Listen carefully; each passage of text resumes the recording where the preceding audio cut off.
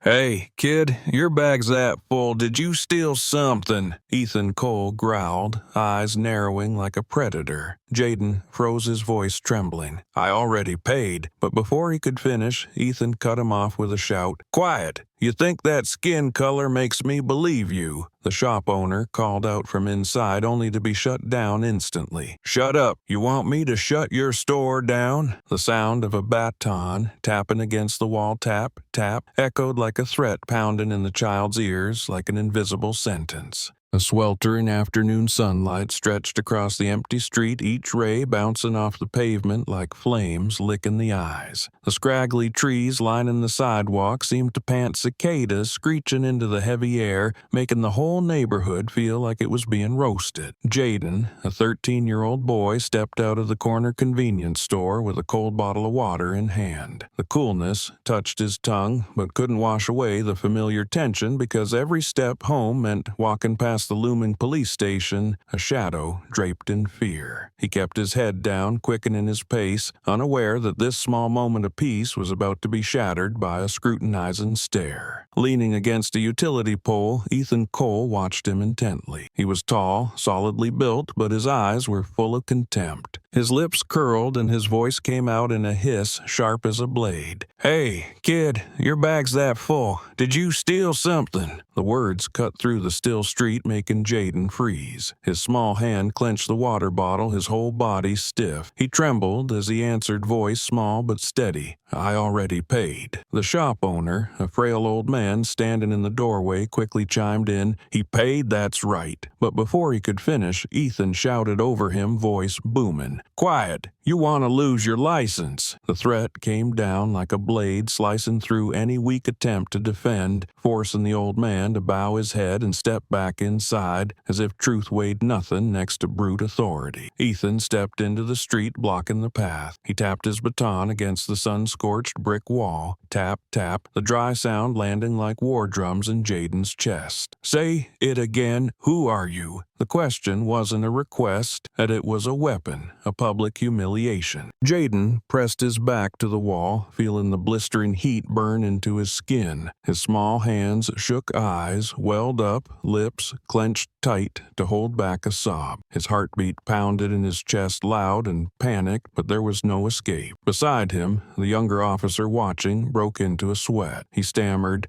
Boss, he's just a kid. The words fell apart in the air, weak and useless. Ethan shot him a look, a half smile, flickering, then said through his teeth, Turn off the body cam. I'll handle it. The command was short, cold like a hammer crushing every protocol. Jayden heard every word. Fear flooded him because he knew once the camera was off, nothing could prove what happened. That thought strangled his breath, made him want to scream, but his throat locked up. The only sound left was the gasping of panic. A few people began to turn their heads. An elderly woman selling fruit nearby whispered, Why's he threatening the kid like that? But quickly bowed her head and gathered her basket, avoiding the officer's gaze. Fear spread quietly like invisible poison, forcing everyone into silence. The children, playing soccer at the end of the alley, stopped. The ball rolled into the street, but none of them dared to pick it up. Every pair of eyes turned toward Jayden, filled with sympathy and helplessness. Jayden tried to recall what his father always said before going out, be polite, stay calm, avoid trouble. He had done all of that. He had only bought a bottle of water and paid for it properly. Yet now he was being pinned against a wall like a criminal. In his mind, the image of his father appeared, Marcus Hill's stern face, the man Jayden believed to be the symbol of justice. But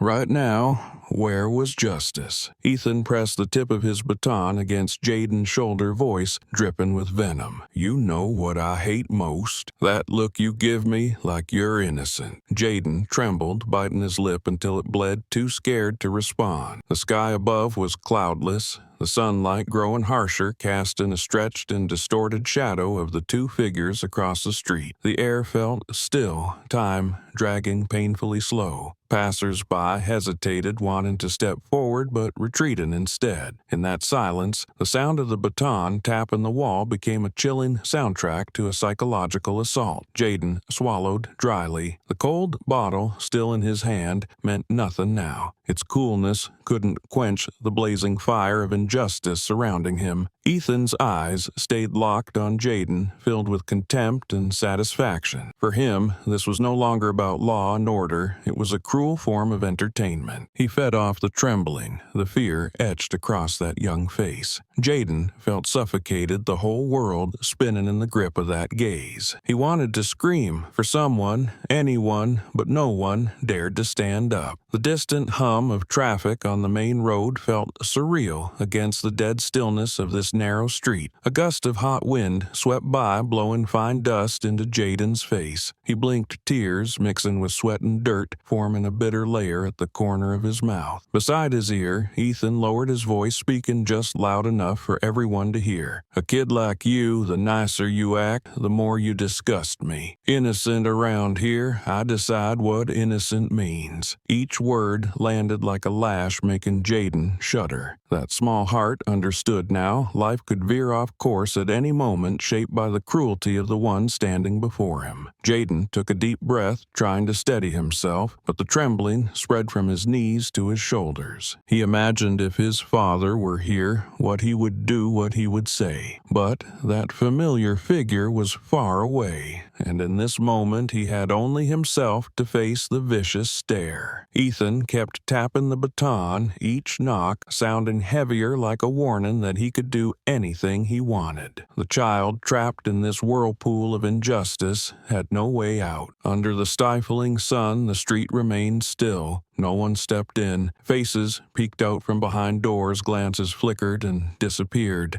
They watched, but no one acted. Jayden realized something's silence was the thickest invisible wall he was trapped inside. And in the middle of that wall, Ethan's cold laugh rang out sharp and empty, as if declaring he was the law. In that moment, justice vanished from the street. Jayden still held the bottle of water, his hand shaking violently, vision blurred by the sunlight, heart pounding in his chest. Ethan stood tall, his figure blocking the light like a shadow, swallowing the child's soul. That was the doubtful step, the first step in a path the whole city would soon witness and judge. Sunlight shimmered on the corner of the street, each beam stabbing down like 1,000 needles piercing the skin. The air was thick and sweltering, ready to explode from the tension that had just ignited. A few pedestrians stopped edging toward the curb, eyes flicking back and forth in hesitation. They heard the half-smile laugh of Ethan Cole, the white officer, swinging a canister of pepper spray in his hand like a toy. He stepped closer to Jayden, fingers tightening around the canister lips, curling coldly. "Wanna play superhero, kid?" His voice was thick with mockery, each word dragged out like a blade slicing through, making the boy tremble with shallow, rapid breaths. Jayden took a sharp breath, hot air rushing into his lungs, his chest tightening like it was being crushed. He clutched his bag eyes red and murmured, "I just want to go home." The short sentence carried no defense, only a plea to be spared. But Ethan scoffed, the sound rising from deep in his throat, dry and filled with contempt. Black equals suspicious. That's the unspoken rule. He spoke as if declaring a warped truth, a twisted kind of law he alone upheld. The words, heavy as stone, slammed into Jayden's ears and made his heart ache. Across the street, a few women covered their mouths, eyes wide with shock. They understood, when bias wears the badge of law,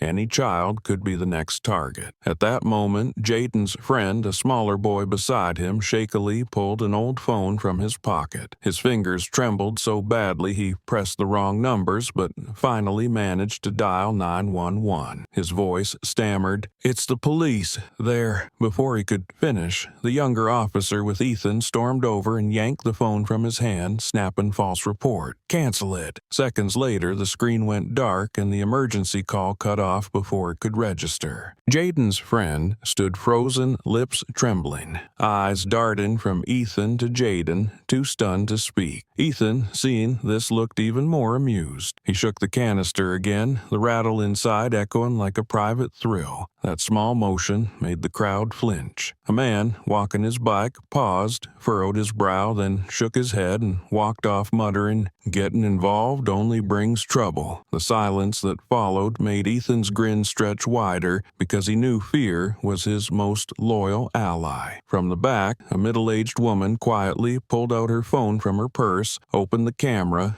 and shakily raised it, lens moving in quick, nervous strokes. She whispered to herself, "Oh, God, they're going to spray the kid." Her voice was low, but enough for a few nearby to hear. Some glanced at Jayden with quiet sympathy, then quickly looked away. The murmurs spread like a breeze too faint to be forceful, but enough to thicken the air with dread. Jayden clutched his bag tighter, shoulders trembling, breath short and sharp. He no longer wanted to explain. Every word he spoke was twisted into evidence against him. In his mind, his father's voice echoed once more. "Stay calm, don't lose your temper. The more you shout, the more reason they'll have." But would silence save him now? Ethan's eyes were filled with delight, like a predator, savoring the moment its prey was cornered. Ethan stepped closer, shaking the pepper spray canister near Jayden's face, his voice heavy as lead. "Go ahead, play the hero. I guarantee you'll regret it." His hand gripped the canister tighter, index finger resting lightly on the nozzle, a subtle move that made the crowd flinch. The air seemed to freeze. Someone began to raise a hand, but lowered it again, glancing at Ethan before turning away. They knew the power of that uniform, and they feared it more than they feared the truth. The woman, live streaming, moved her phone closer, the lens capturing Ethan's twisted grin while Jayden shut his eyes, his whole body quivering from the tension. The soft sounds from the video merged with the cicadas and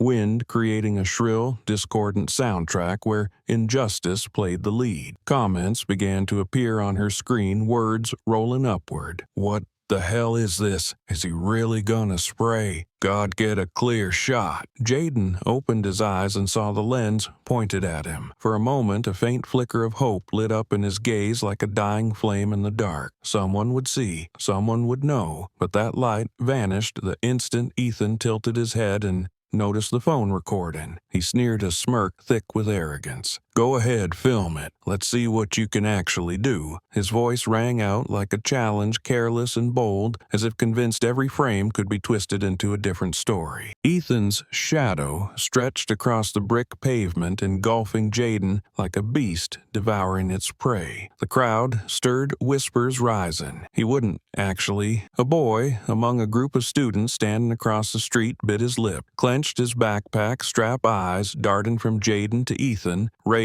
flickering in his face but never forming into speech. In the sweltering heat, the crowd's silence made Ethan's cruel laughter echo clearly, stripping bare the face of corrupted authority. In that moment, the street corner, once filled only with cicadas and scorching sunlight, became a stage where a police officer played out his perverse power game with a child. Every word, every move Ethan made became a one-man show, a performance of brutality he treated as amusement. And the unwilling audience, the people standing around, had been turned into witnesses whether they wanted to be or not, because no one could look away from what was happening. Jayden still stood there, his face dotted with sweat, small hands trembling as he held the bag close as if clinging to the last shred of dignity he had left. The world blurred before his eyes, and Ethan's voice came crashing down like thunder, relentless and threatening. The boy knew he had no strength to fight back, but a faint hope flickered that the phone still recording, or someone's watching eyes, might turn this moment into a truth no one could deny. But until that happened, Ethan remained in control. His voice, thick with mockery, echoed through the sunlit corner, stabbing straight into the fragile faith of a black child who had done nothing wrong.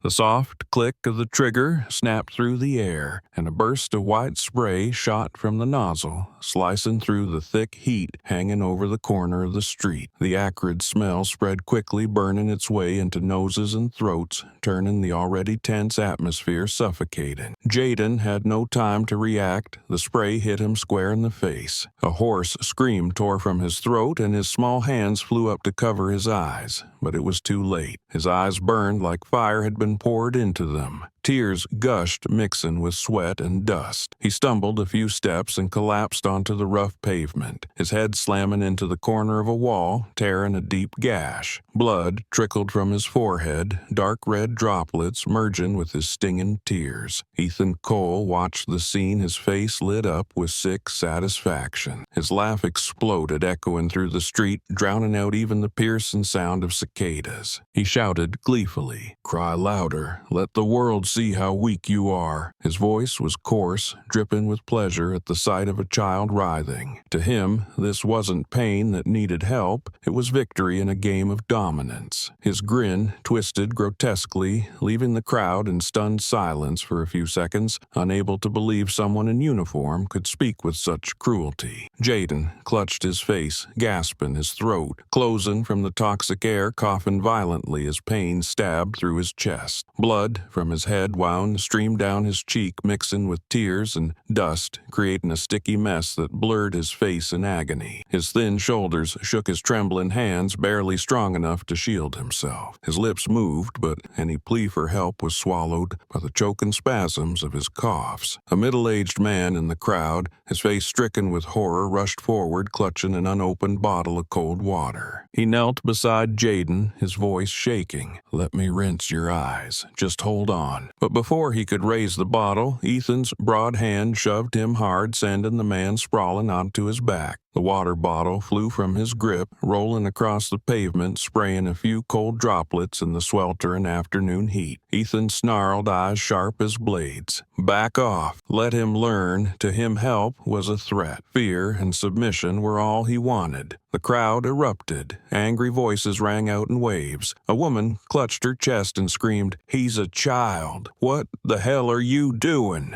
A college student bit his lip and raised his phone to record his hands trembling with both fear and rage. Nearby, another teen whispered, "Keep filming. Get all of it. No one will believe this without proof." The corner filled with murmurs, the heavy silence from earlier now replaced by rushed breaths, angry curses, and the cries of frightened children hiding behind their parents. Jayden remained collapsed on the ground, his small body curled and breathing ragged through the sting of tear gas. He reached with his bloodied hand for the water bottle that had been knocked away, but it was out of reach. His fingers scraped the pavement, leaving smeared trails of blood. In his spinning head, images twisted and blurred, his ears rang, and all he could hear was Ethan's laugh, sharp and cruel, like metal dragging across wood. Injustice crashed down on an unarmed innocent child, tightening every stare around him until anger filled the air like smoke. An old man with a white beard pushed forward with a cane voice trembling, "Stop it, are you a cop or a monster?" But one of Ethan's partners stepped in, eyes cold, and the old man quickly backed off in fear. His courage was snuffed out instantly, leaving space for quiet outrage to smolder. More phones were raised, cameras pointed straight at the scene. The small screens flickered with incoming comments from live viewers. Some urged,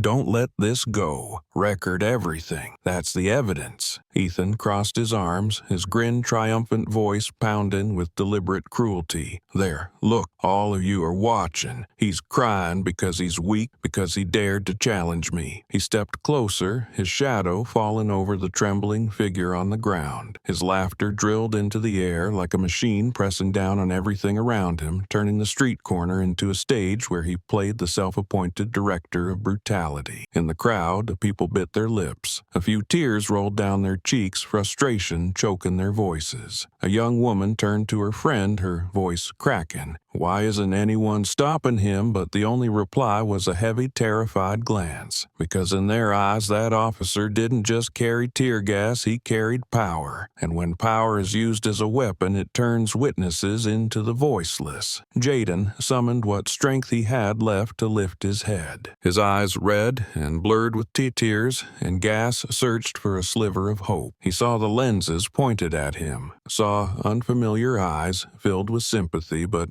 all of them stood still. No one crossed the invisible line. He let out a faint groan, his bloody hand dragging across the ground as if to carve the truth into it that he was crushed not by guilt, but by cruelty, dressed in the name of justice. And in that moment, the street seemed to hold its breath. On one side, arrogant laughter. On the other, silent sobs. In between, a restless crowd begins to stir. Phones raised higher eyes, burned brighter fear, slowly giving way to fury. The choking sting of tear gas could no longer hide the scent of injustice, rising thick in the air, heavy enough that the whole city would one day be forced to hear it. Shouts began to spread through the crowd like a wave breaking after being too long held back. The sting of tear gas still hung in the air, sharp and choking, forcing some to cover their noses, but no one left. Every eye was locked on Ethan Cole, the officer standing firm in the middle of the street, still gripping the canister in his hand. He stepped closer to Jayden, his shadow stretching over the small curled-up body on the ground. Leaning down, he pressed the canister toward the boy's face, his voice dripping with mockery, each word slicing through the thick air like a blade. "Wanna go again?" A faint mist still lingered around the nozzle, the bitter burnt scent threatening to tear the world open again. Jayden flinched, his face streaked with blood and tears, eyes wide with fear, breath short and trapped in his throat. From the crowd, a scream tore through the silence. A schoolgirl, about 15, clutched her books to her chest, her face red with fury, and burst from the line of onlookers. Her voice trembled but rang clear. "Stop it, he's just a kid." The cry rang like an alarm, jolting people in the crowd. But Ethan didn't stop. He whipped his head around, eyes blazing. With a swift, sharp motion, he shoved her. His large frame knocked her to the ground. Her books flew everywhere, pages fluttering across the pavement. Some landed at the feet of stunned passers-by who bent down to pick them up, faces filled with a mix of sorrow and rage. Jayden saw it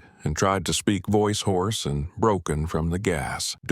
I didn't do anything." The words came out in fragments like wind slipping through a cracked door too weak to carry far. But Ethan heard him. He laughed, the sound ringing out half ridicule, half command. "Out here, we are the law." The words dropped like a verdict, heavy and unjust, making the crowd shudder. A middle-aged woman burst into tears, clutching her young son's hand, trembling at the thought that he could be next. While Jayden stayed slumped over, arms wrapped around his stomach and face, Ethan slowly bent down. That same cruel smile stretched across his face. His hand reached into Jayden's jacket pocket. The motion was quick, calculated, his expression cold, clearly setting something up. The crowd saw it instantly. Voices erupted in unison, breaking the silence. "Don't you plan anything!" The cries roared, fueled by fury, shaking the whole atmosphere. An older man raised his cane, pointing it straight at Ethan. "He's setting that child up." A young woman held her phone high, shouting, "I filmed everything. Don't even think about denying it." Ethan's hand froze midway, but his smile didn't fade. He pulled it back, shook his head, and scoffed as if the outcry meant nothing. But a flicker of anger passed through his eyes. He knew now that every move had been captured. Jayden whimpered, breath broken, his small body trembling with each gasp. Everything around him felt like it was slipping away. The crowd's noise turned into a dull hum in his ears, like blurred by the sting of tears. But through the pain, he could still hear the angry voices rising, no longer isolated, but forming one strong, unified roar. The crowd began to shift. A few tattooed men standing near the convenience store stepped forward, arms crossed, eyes locked on Ethan with fire behind them. One of them growled, "Try that again, and we won't just stand here." Ethan looked over, his mouth curling into a smirk, voice taunting, "Thinking of resisting the police? Go ahead, try me." The words were sparks dropped on a bed of coals. Outraged, swelled voices surged together in a wave ready to drown anyone still laughing at a child's pain. The street corner had become a battlefield of stares on one side, cruelty dressed in a badge on the other, a long-suppressed fury from those who had seen injustice too many times and stayed silent. Ethan still stood firm, canister tight in his grip, but there was a flicker of unease in his eyes. He felt the heat rising, not from the sun, but from the burning hearts of a crowd pushed too far. Jayden lifted his head, eyes swollen and blurred, breathing fast, trying to focus on the people now stepping forward. A fragile hope sparked within him. He wasn't alone. Even if his faint voice had been mocked, the truth had begun carving itself into the eyes of those who saw. Ethan might still smirk, might still feel in control, but the shouting could no longer be erased. The street was no longer quiet. It echoed with voices and resistance not yet strong enough to stop him, but enough to plant the seed of the storm coming. In that moment, Ethan still stood, but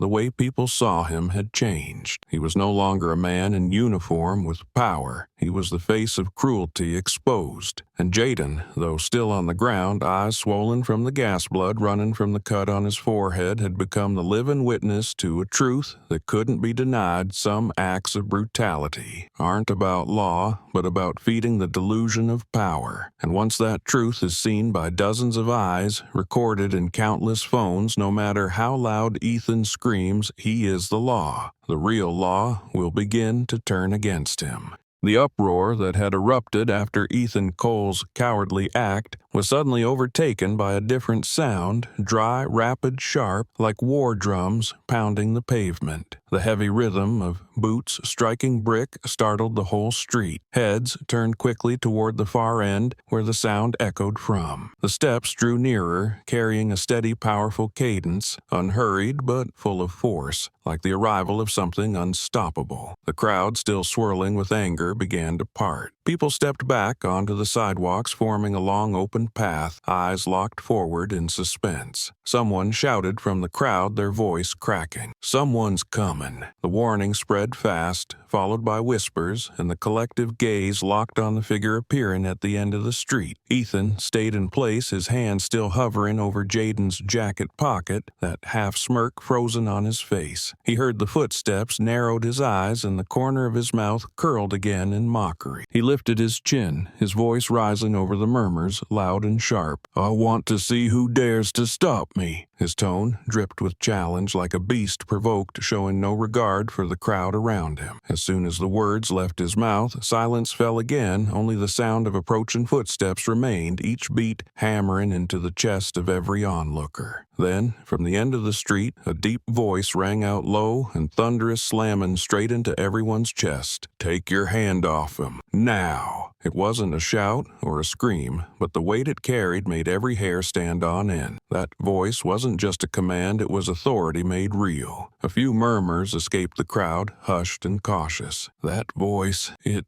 sounds familiar. Ethan froze for just a second, pulling his hand away from Jayden's jacket, but his smile stayed forced now, the defiance not yet gone from his face. The figure came into focus, a tall man, broad-shouldered, his stride long and purposeful. Sunlight caught the badge on his chest, flashing like a blade through the heavy air, commanding attention. As he drew closer, his features came into view. A stern brow, sharp eyes like blades, a gaze that burned through pretense. The crowd gasped. Whispers rose with surprise, and then one voice broke through, loud and clear: Marcus Hill. The name dropped like a stone. The entire corner fell still. Phones, still raised, instantly shifted every lens, now aimed at the man striding forward. Marcus Hill, the city's chief of police, was no stranger to the public. He was known for being strict, disciplined, and fair, a symbol the entire black community leaned on for strength. And now it was he who came running straight toward the scene where his son had been pinned against a wall, blood running down his forehead, eyes burning from gas. That image poured fuel on the fire already raging inside Marcus. Each step he took carried the weight of fury, of fatherhood violated, and of pride trampled underfoot. Ethan saw Marcus and paused for a beat, but still tried to keep his chin up. He let out a scoff, his voice lowered but loud enough for the crowd to hear. "Well, looks like someone wants to play hero. Let's see, then." But before he could finish, Marcus's eyes locked onto him. That wasn't just a glare, it was a blaze.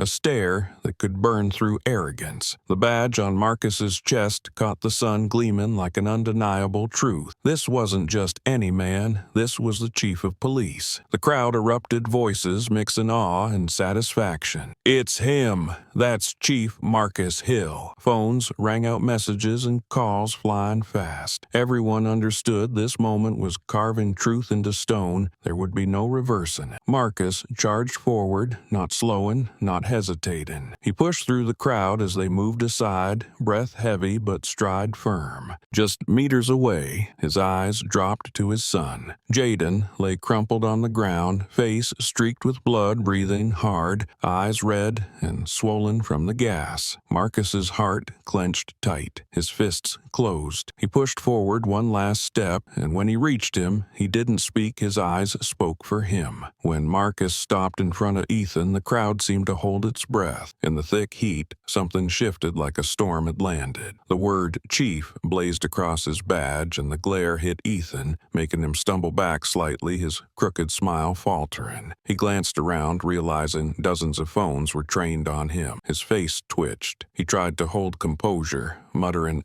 "I was just doing my job," but his voice shook nothing like the bravado from before. Marcus didn't answer right away. He knelt down gently, pulling Jayden into his arms, his hands trembling but steady. He held his son close to his chest, voice hoarse with rage and pain. "Son, are you okay?" Jayden let out a sob, tears and blood soaking into his father's shirt. The crowd watched, hearts twisting. Some broke into tears, others clenched their fists, fury rising. Then Marcus looked up, his eyes locked on Ethan. He didn't have to say a word. Everyone knew the truth had surfaced. The cowardice had crossed a line that would never be forgiven. Marcus's eyes, those of a father and a chief, burned so fiercely that the crowd fell silent. No more whispers, no more crying. Only a heavy pressing tension remained as everyone waited for the next words to break the air. Ethan stepped back half a pace, sweat streaming down his temple, his hand around the pepper spray canister trembling slightly. He tried to swallow, but his throat was dry and raw. And for the first time, the arrogant confidence he carried began to crack. In that moment, the street corner became a line between two worlds. On one side stood cowardice and violence wrapped in the uniform of the law. On the other hand, justice, fatherhood, and truth. Marcus Hill's arrival wasn't just a father rushing to protect his son. It was a hammer coming down on the rotten belief that the law could be defined by a sneer. And from that moment forward, nothing would ever be the same.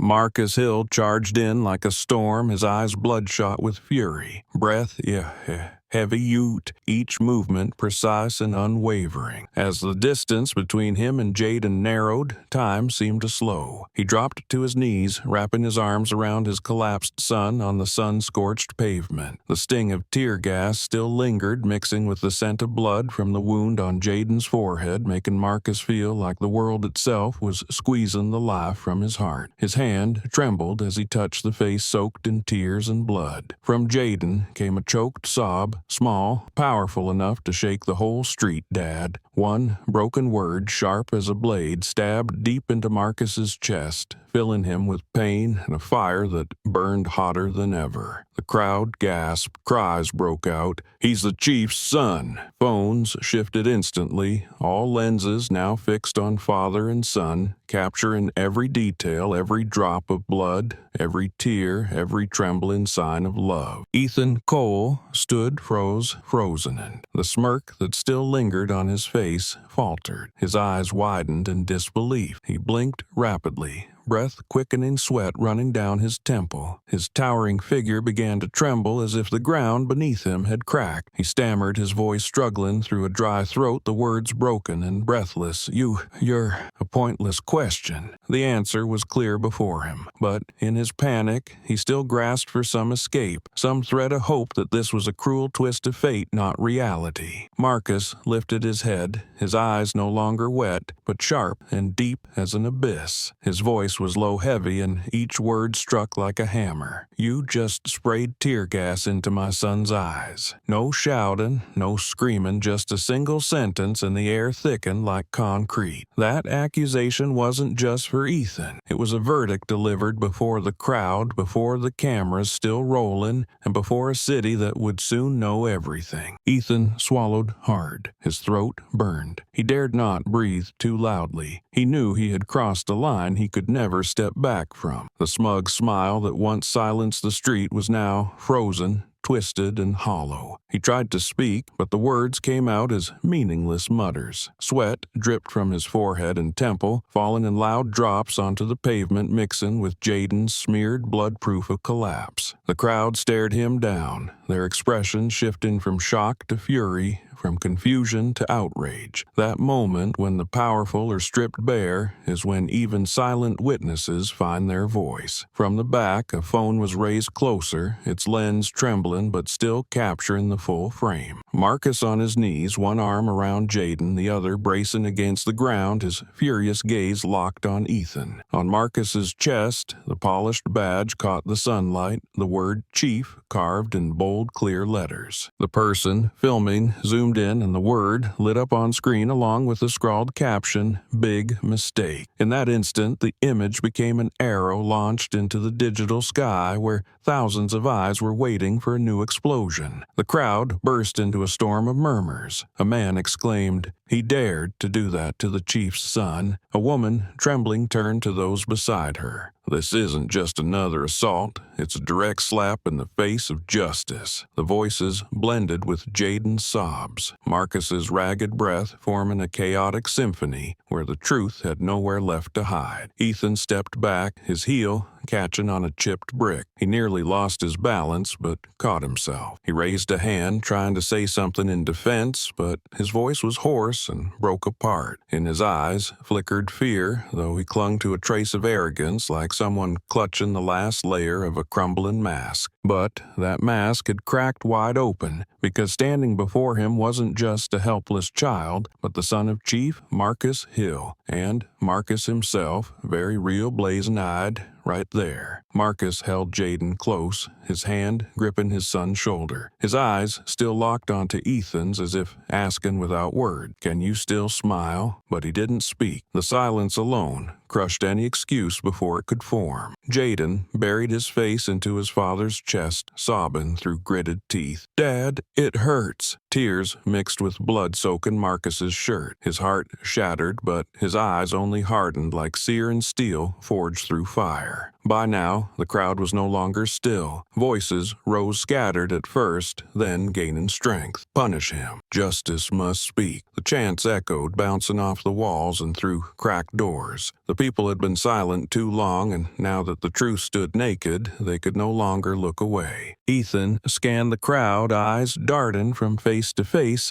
then back to Marcus's stare. He knew every exit was closing. The pepper spray can in his hand now felt like a stone, no longer a weapon, just dead weight. Phones pointed at him from every angle, their blue-lit screens casting a pale glow on his face, turning his twisted smirk into the portrait of a man exposed. In that moment, the truth stood exposed not through shouting or arguments, but through a blood-streaked embrace between father and son, through the blinding glint of the word Chief on a badge, through phones that recorded every second. Ethan Cole, the man who once called himself the law, now had nothing left to hold on to. And the crowd, once silent spectators, had become an unexpected jury ready to deliver judgment with their eyes and their voices. On Marcus's face, rage mixed with sorrow, but beneath it all was unshakable resolve. He knew this moment would not only reshape his son's future, it would mark a turning point for the entire city. Because once truth reveals itself, it can never be buried again. And right here on this corner, with Jayden's broken sobs, with Marcus's burning stare, and with the crowd's stunned silence, Ethan Cole's mask of power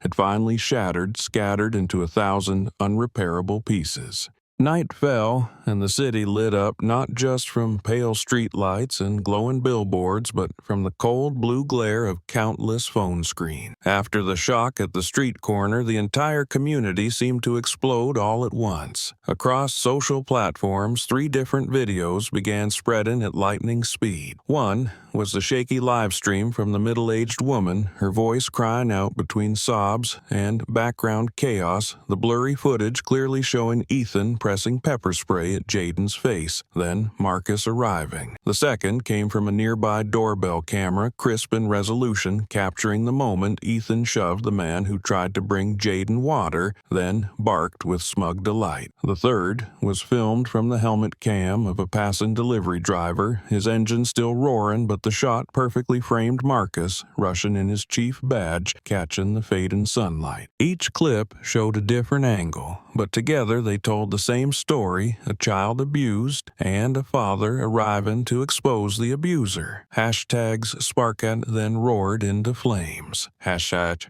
Justice for Jayden and Pepper Sprayed. The kid flooded feeds and shot to the top of trending lists within hours. Numbers surged, millions of shares, hundreds of thousands of comments, fast enough to crash several apps. Beneath the videos, angry captions poured in. "That's a kid.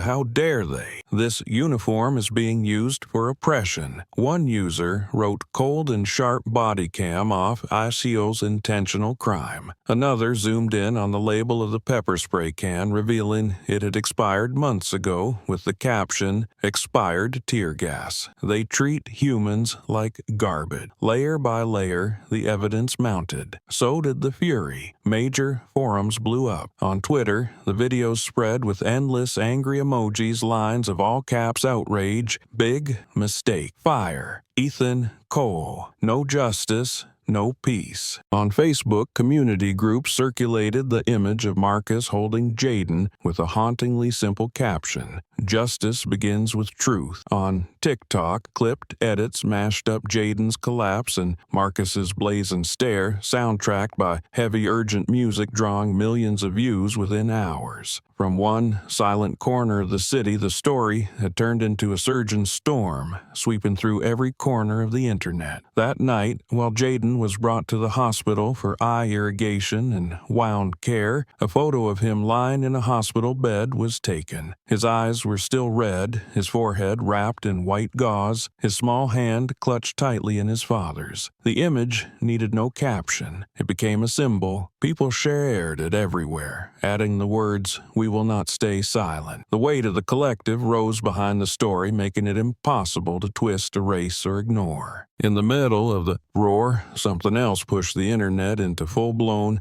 outrage, a leaked screenshot from the internal police group chat. The image showed short, calculated messages, "Stick to the script, defied orders, self-inflicted injury." That single line was like gasoline thrown into a roaring fire. People screamed in fury. They planned to blame the kid. They're trying to bury the truth. The outrage turned into a storm. No longer just the story of one family, but an indictment of a system protecting the abuse of power. Independent journalists jumped in immediately, writing analyses and frame-by-frame breakdowns. They highlighted the match between the leaked script and Ethan's move when he reached into Jayden's pocket to plant a weapon. One piece of evidence followed another, making any excuse sound pathetic. A major newspaper ran the headline, "From Pepper Spray to the Truth, How One Child Shook the System." On live TV, anchors delivered the updates in tense tone. The shocking footage is now at the center of national attention, and the question is whether the police department will face the truth laid bare. In dark rooms, millions stared at their screens, emotions boiling over. Some cried in rage. Some sat in silence, fists clenched. Others typed long, furious posts. A young mother wrote, "I see my son in Jayden. I won't accept that this can happen again." An older man posted, "I've stayed silent too long. That ends now." These weren't just comments anymore. They became rallying cries as calls for protests were announced for the following morning. Meanwhile, inside the police headquarters, the air was tight as a stretched wire. Junior officers whispered, eyes avoiding contact. Many secretly secretly read the news on their phones, their faces paling as they saw the image of Marcus holding his son and the hashtags spreading everywhere. Ethan Cole sat in a closed room, fingers laced sweat soaking through his shirt. The smirk that once felt familiar on his lips was gone, replaced by confusion. Every buzz of a phone, every voice outside the door hit him like a hammer. He knew the storm outside had grown beyond his control. That night, the city did not sleep. Major streets are lit up. Young people flooded out holding hastily written signs, "Justice for Jayden. Stop racist cops." Their chants echoed through the avenues, blending with car horns and beating drums, rising into a furious rhythm. The crowds stretched far, and each step they took carried a message. Truth could no longer be hidden. Amid the explosion, both online and in the streets, the story officially moved beyond the bounds of a personal incident. Jayden was no longer just an unknown child who had been abused. He had become a symbol for an entire movement. Ethan Cole was no longer just a nameless officer in a neighborhood. His name was now tied to a big mistake mentioned everywhere. And Marcus Hill, by showing up at the right moment, had not only saved his son, but unintentionally ignited a much larger fight. Under the pale blue light of millions of screens, social media erupted into a storm that pulled the entire city into its current, and from this moment on, no one could turn away because the truth now had millions of witnesses, and the call for justice was far too loud to be silenced. The meeting room at the police station that night had its doors tightly shut, the air so stifling it felt like each breath stuck to the walls. Overhead, the fluorescent light cast a pale, harsh glow, making every wrinkle and bead of sweat on each face stand out. No one spoke for the first few seconds, and the soft rustle of a folder being turned by an officer sounded like a hammer strike. The silence was heavier than the shouting outside because this was where uniformed men had to confront a truth they once tried to bury. Marcus Hill sat at the head of the table, his back as straight as a cliff, his face carved by anger held in restraint. He was in no rush. His eyes scanned the room, and anyone they landed on instinctively looked away as if stripped bare. Then he shoved the thick policy manual into the center of the table. The sharp thud echoed off the four walls. His voice came low, firm, each word dropping like lead. Section 324 of the Chemical Use Policy. It states clearly prohibited for use on children unless there is an immediate threat. I repeat, strictly prohibited. He didn't need to shout. The weight of his tone alone sent chills through the room. This wasn't a reminder. It was an indictment read aloud among men once clad in the same uniform. Ethan Cole sat across from him, his large hands clasped, veins bulging beneath the skin. He leaned back in his chair, eyes glaring as if trying to crush the very air around him. As soon as Marcus finished, Ethan leaned forward, his voice a growl, each word forged like metal. He was a threat. His eyes burned with defiance, like someone desperately rebuilding his shattered wall of pride. But the moment those words left his lips, the room shifted because everyone knew the boy had nothing but an old backpack. A young officer near the corner suddenly stood his wooden chair screeching across the floor. He clenched his fists, voice firm and cutting through the silence. An unarmed kid. A threat to what? Your twisted ego. The words echoed like a crack through the room. All eyes turned to him, some surprised, some supportive, but all struck by the rarity of someone standing up to Ethan, who had long been known for his aggression. Ethan clenched his jaw fists, slamming onto the table, making the water glass tremble and spill a thin stream. "You shut your mouth," he roared, voice cracking with rage. "What do you know?" His face flushed, veins bulging, but behind the fury was a flicker of panic. For the first time, he realized not everyone in this room was still silent. Marcus didn't move. His eyes stayed cold, locked on Ethan, and though his voice wasn't loud, it cut straight through the thick air. "He's right. People like you have turned this uniform into a shield for cruelty. He didn't need to slam the table or shout. That one calm sentence made the air even heavier. That look forced Ethan to turn away as if caught in the act, exposed for what he was. The tension thickened when a female officer stood up. In her arms was an old file and the spine frayed, but each page inside sharp as a blade. She stepped forward slowly, set it on the table, and spoke clearly. "He's been reported multiple times for racially biased conduct while on duty. This file was kept out of sight for years, but not anymore." The rustle of paper filled the room, each page an accusation, each line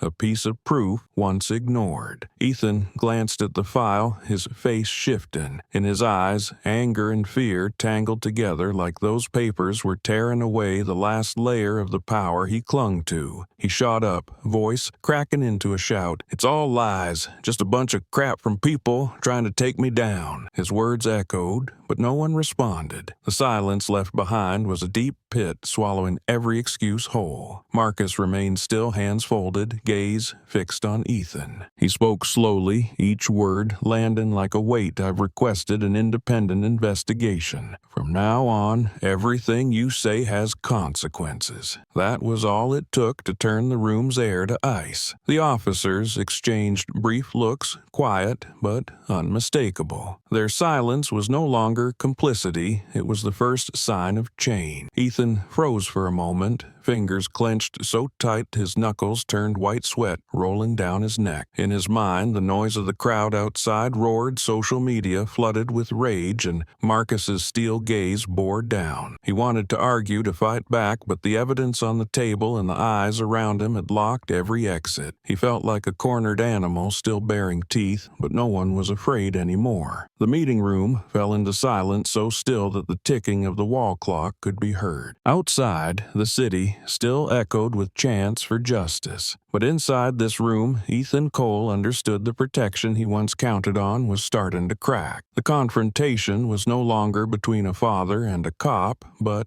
a reckoning between justice and deception right at the heart of where order was meant to live. In front of City Hall, dozens of news vans lined up tightly, their antennas rising like spears toward the night sky. The crowd pressed in, footsteps shuffled, camera shutters clicked, and chants echoed across the square. Hastily painted signs in bold red letters filled the space. "Justice for Jayden, fire Ethan Cole now." The police barriers did little to stop the noise as every eye turned to one man stepping through the heavy wooden doors of City Hall. Marcus Hill emerged in full uniform, his face stern, eyes marked with tension, and instantly a barrage of camera flashes lit up the street like thunder. Reporters pushed forward microphones aimed directly at him. The first voice rang out sharp and high. "Will you hold your officer accountable?" The question struck like a stone tossed into an already stormy lake. The air paused for a beat. Marcus stopped standing tall beneath the spotlight. His eyes swept the crowd, taking in the curious, the skeptical, and the furious faces of citizens behind the barriers. His voice rang deep and clear, each word dropping like an anchor. "No one is above the law, not even the police." That declaration hit like a hammer. The whispers fell silent, then rose into a wave of urgent chatter. Another reporter broke through, voice breathless. "Does that mean Ethan Cole will be prosecuted?" Marcus remained composed, unwavering, his eyes so steady no one dared dismiss them. "All evidence is under independent review, and I commit to full transparency. What needs to be addressed will be addressed." The crowd behind the barricades erupted, their voices blending with camera clicks, turning the moment into a public reckoning in the heart of the city. A woman raised a bullhorn high, shouting, "We want truth, not cover-ups." Her voice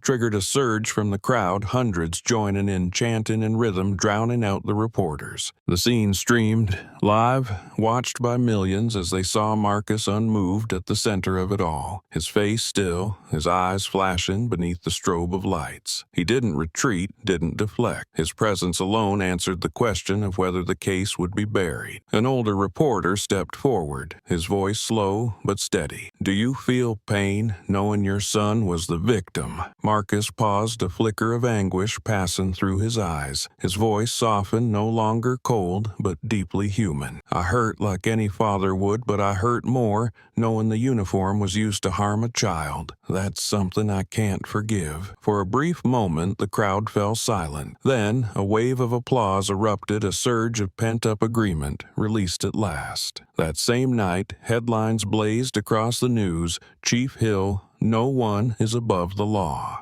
Jayden's father demands independent investigation. Social media erupted once more. The image of Marcus standing before hundreds of lenses, a sea of outraged citizens behind him, becoming a symbol of a turning point. In the blinding light of countless flashes, no one saw this as a personal matter anymore. It had become a justice crisis. And from those very steps of City Hall, Marcus's declaration lit a fire under every doubt, leaving behind a fragile but enduring belief: justice still had a place. The next morning, when the newspapers stood still and smelled of fresh ink, the image of Marcus holding Jayden filled every front page. That photo needed no lengthy caption. One glance was enough to tighten every throat. Marcus was kneeling, his worn face etched with both rage and grief, while Jayden lay in his arms, forehead wrapped in white gauze, eyes red from pepper spray, lips parted in a choked sob. That photo stabbed at the public's heart, no longer a private family moment, but living proof of a society struggling to reclaim justice. Reputable newspapers ran bold headlines in red: "The pain of one child, the truth of an entire system, and justice is not a privilege, it is a right." On social media, the image spread like wildfire. People used it as profile pictures, paired it with slogans for justice, turned it into virtual posters with real-world reach, into homes, into alleys, into classrooms. Many wrote a simple yet powerful line beneath the photo: "I am Jayden." The wave of empathy grew, rippling beyond city limits, surging into neighboring towns. The story was no longer a local incident. It had become a national symbol in the fight against abuse of power. In public squares, banners stretched wide with bold letters: "Fire Ethan Cole." Now, those 4 words rang out like a command, like a sentence passed by the people on the man who dragged a child into a nightmare. Citizens carried placards, street artists painted murals showing Ethan aiming the pepper spray at Jayden next to Marcus's furious face. That image was marked with the words, "Big mistake." The entire city turned into a massive stage where collective outrage echoed, expanded, and pressed down on the government like a rising tide. Human rights groups quickly mobilized, filing petitions, holding press conferences, and calling for urgent action. Legal advocates cited statutes arguing that Ethan's conduct was not a gray area, but a clear criminal act. A law professor remarked on national television, "The moment Marcus held Jayden, we saw justice insulted in its most vulnerable form. And once the people have delivered their judgment,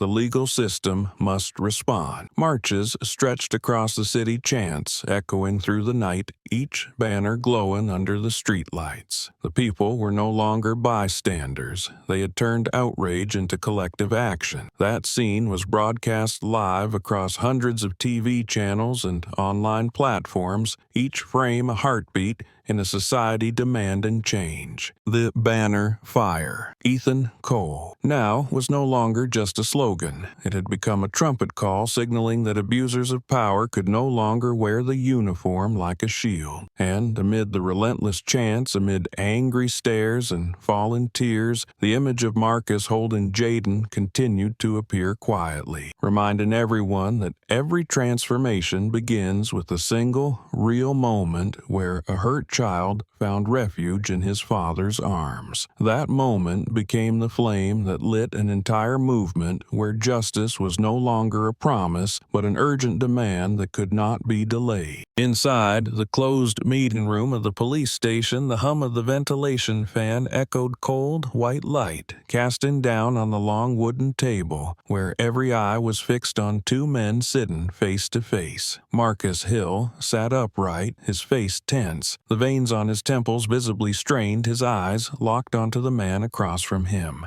Ethan Cole sat with arms crossed, trying to appear composed, but the sweat beading on his forehead and the crooked tie betrayed the anxiety beneath his arrogant shell. The air was heavy, so still that the quiet tapping of a pen by a clerk sounded like a hammer strike. Ethan broke the silence, his voice sharp, every word pressed out. "I was just doing my job." The words came out part defense, part challenge. His eyes sliding toward Marcus with a smugness as if to remind everyone he still wore the uniform, that he still had the right to hide behind the shield of procedure and protocol. But the moment the words left his mouth, a silent wave surged through the room. Marcus couldn't restrain himself any longer. His large hand slammed down on the table. The crack echoed like a gunshot, scattering papers and sending a tremor through the room. His voice rumbled low and thunderous. "What job lets you smile while a child cries?" Ethan flinched, but quickly retorted, words tumbling from his mouth. The kid resisted arrest. "I only reacted to control the situation." He tried to sit taller, but his shoulders were rigid, his eyes darting as if seeking support from anyone else in the room. Marcus stepped forward, one hand planted on the table, his body leaning in, his voice no longer a question but a verdict. "You call an unarmed child collapsed from pepper spray threat. You stood before a crowd in front of dozens of witnesses and you smiled while he was in pain. That was your job." The other officers in the room stayed silent. None came to Ethan's defense. Some lowered their eyes, others stared at him with open contempt. No more murmurs, only Ethan's heavy breathing and Marcus's cutting voice filled the space. Ethan clenched his fists, his voice strained. "Think what you want. I did nothing wrong. Order had to be maintained, and I did what needed to be done." But in his eyes, fear had begun to take root because he knew the situation had spiraled beyond control, beyond the reach of excuses and empty claims of duty. Marcus straightened, folded his arms, his eyes never leaving his opponent, then spoke slowly, his voice dropping but doubling in weight. "You have disgraced the uniform we wear. You turned the law into a joke, power into your amusement, and you dare justify it as duty. From today, you will answer to the very law you thought you controlled." The words struck with finality, silencing all excuses. Ethan swallowed hard. His hand trembled unconsciously, and the smug smile he always wore vanished, replaced by a rare speechlessness. Inside the closed room, no one dared to speak, no more laughter, no arrogance left. Only one truth remained undeniable, that confrontation had drawn a clear line between justice and corruption, between a father defending his son and a man hiding cruelty behind a badge. And Ethan, for the first time, was forced to confront the very darkness he had created. The air thickened in the meeting room after Marcus's roar, all eyes still locked on the two men across from each other. Ethan leaned back, trying to hold his defiance, but his breath was heavy, a bead of sweat traced down his cheek key and fell onto his shirt. In that haze of anger and instability, he muttered something that froze the entire room the moment it was spoken. His words came out through gritted teeth. "Black folks need to learn fear." No one reacted immediately, but the horror was etched into every face as if they had just witnessed a public confession so stark it stripped away every remaining facade. Marcus stood motionless, his eyes darkened, his hands clenched so tightly the knuckles turned white, but he didn't charge,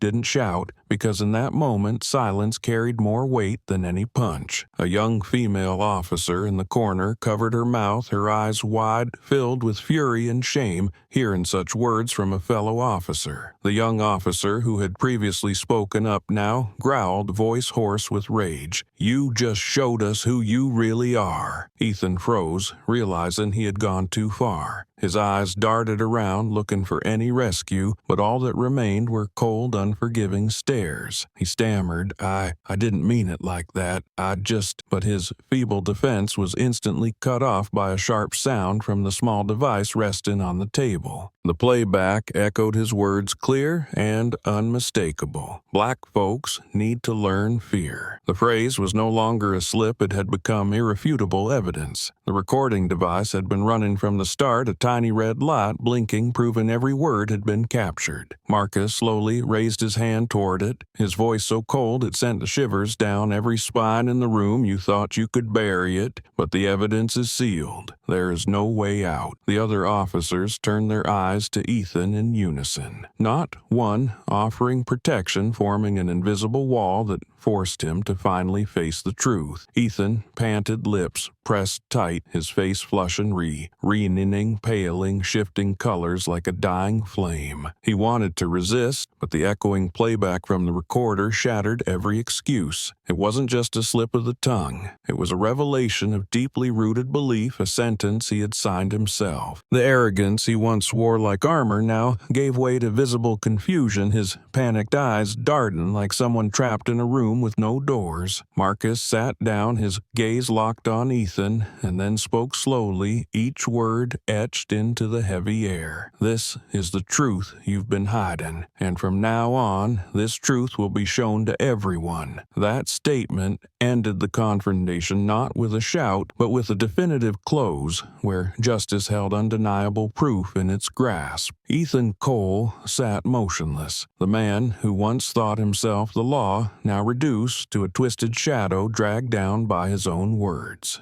In the district attorney's office, the soft yellow light cast down on stacks of documents thick as paper walls. The air was still broken only by the rustle of turning pages and the scratch of pen strokes marking key lines. On the desk, a bulky case file labeled Ethan Cole lay neatly, its spine worn, but the inside packed with evidence. Complaint letters piled high, the first page dated years back, filled with shaky handwriting from citizens describing being insulted, stopped without cause, and treated with aggression. Every line was a scar, wounds never healed, all resurfacing at once, to prove that what happened to Jayden wasn't random, but the result of a long chain of unchecked abuse. The prosecutor flipped through the pages, his gaze cold, then gradually weighted. He paused at one complaint from a mother who wrote that her 10-year-old son was searched on his way home from school, pushed to the ground, and humiliated. Another letter described a taxi driver threatened at gunpoint by Ethan simply for asking why he'd been pulled over. Story after story formed a trail of truth showing how power had shielded Ethan for far too long. Each letter had once been filed away and ignored. Now, all reopened, placed squarely before justice. It wasn't just paperwork. On the desk sat hard drives and memory cards, video evidence submitted by the public, sealed in evidence bags during the emergency investigation. One clip showed Ethan yelling into a teenager's face, calling him trash before shoving him onto the sidewalk. Another showed him dragging a man from his car, ripping his shirt in front of the man's child. None of it had led to consequences. Now, each video played back every frame, magnified every detail visible. The harsh tones, the violent expression, the sneering smile, all became proof of a past soaked in brutality. The prosecutor leaned back in his chair, eyes deep in thought. He knew what sat before him wasn't just paperwork or footage, but a reflection of a broken system that had let Ethan operate without accountability. He picked up his pen and signed the order to seal all files and videos for the next phase of independent investigation. The crisp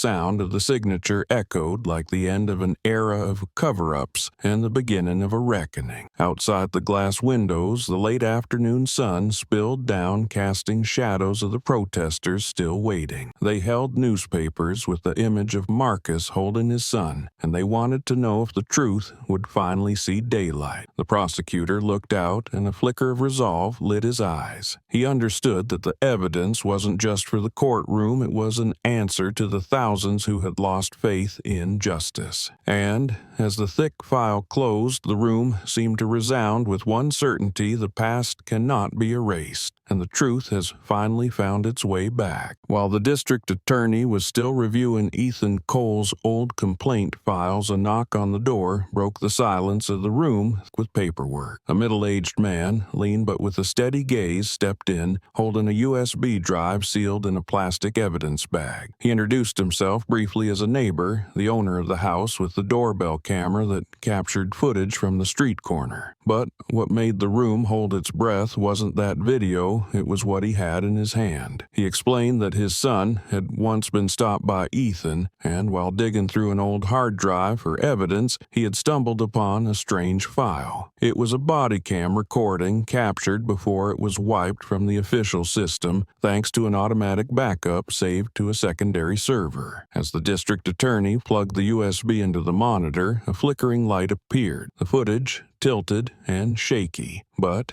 the audio came through clearly. Ethan's voice rang out hoarse and mocking. "Turn the damn camera off. I don't want the suits upstairs seeing this." Then came the moment he raised the pepper spray, laughed loudly, and the boy's coughing echoed in the background. The room went silent, every eye fixed on the screen. A female clerk clutched her pen tightly, her face pale. A young officer in the corner lowered his head, hands clenched, overcome by anger and a shame that seemed to choke him. When the video ended, the district attorney slowly rose, removed his glasses, his gaze heavy but resolute. He said, "This is the final piece. The truth is complete. There's no room left for excuses." He ordered the USB sealed with the thick case file, all of it placed in the safe as undeniable evidence. The turning of the lock echoed harshly like an exclamation point to a finished indictment. News of the recovered body cam spread quickly, reporters racing to break the story. Social media erupted again, but this time not just with rage but with a sense of momentum, as if justice had finally pierced through. Screens lit up with messages. "There's no escape. It's all recorded now." His own body cam just exposed him. Shares surged by the minute, followed by a flood of comments demanding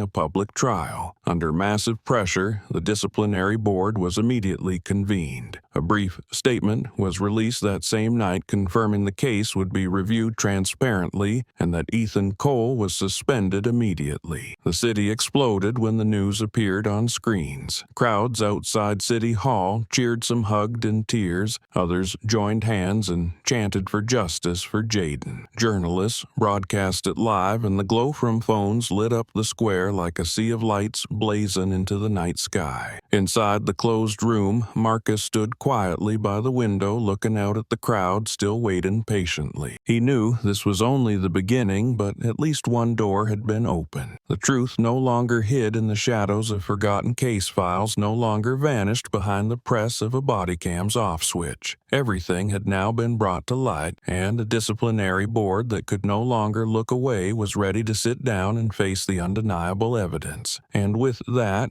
a turning point had been set. The truth had found its voice, and justice was closer than ever before. That morning, the city courthouse was packed, the steps crowded with faces burning with anticipation, red protest signs in hand, making the atmosphere even more intense. Inside the courtroom, the sound of the gavel struck 3 dry beats echoing against the thick walls, silencing all murmurs. The room was so full that the breath of hundreds blended into a single wave of heat. On the witness bench sat several community members who had been at the street corner that day, their eyes lit with determination, while dozens of reporters pointed their lenses forward, ready to capture every detail. Ethan Cole sat at the defendant's table, face pale, but still trying to maintain composure. Beside him, his attorney stood and spoke clearly, attempting to craft a narrative all too familiar. "Your Honor, my client was simply performing his duty. The child in question resisted a law enforcement officer, escalating the situation to a point where he was forced to take strong measures to ensure safety." Every word was stressed, each line repeated as if to implant the idea in the jury's minds that this was normal, that Ethan was merely a victim of circumstance. But the moment that line ended, the courtroom erupted. From the back row, a man shot to his feet and shouted, voice trembling with rage, "He's just a kid." That cry wasn't alone. It triggered a wave of voices like a rising tide. What threat could a kid be? We saw everything. Stop lying. The sounds echoed, shaking the courtroom, forcing the judge to bang the gavel repeatedly to restore order. The pounding fists, the stomping feet all merged into a storm of outrage no defense could drown out. Marcus sat in the front row, his eyes locked onto Ethan and his attorney. He didn't need to speak, the voices of the people had done that for him. His gaze stayed quiet, but firm fists clenched the cries of the public behind him, pounding in his chest, giving him strength to hold his powerful silence. The courtroom had become a battlefield, one side armed with truths captured in countless videos, the other scrambling to justify the actions of a man who abused his power. Ethan's lawyer faltered, hands shaken as he flipped through documents, sweat trailing down his forehead. He tried to speak again, but each word was swallowed by the roar of fury. The jury sat silent, not watching the defense, but focusing on Marcus and Jayden as they were the true center of truth. On the large screen before the court, video clips played again,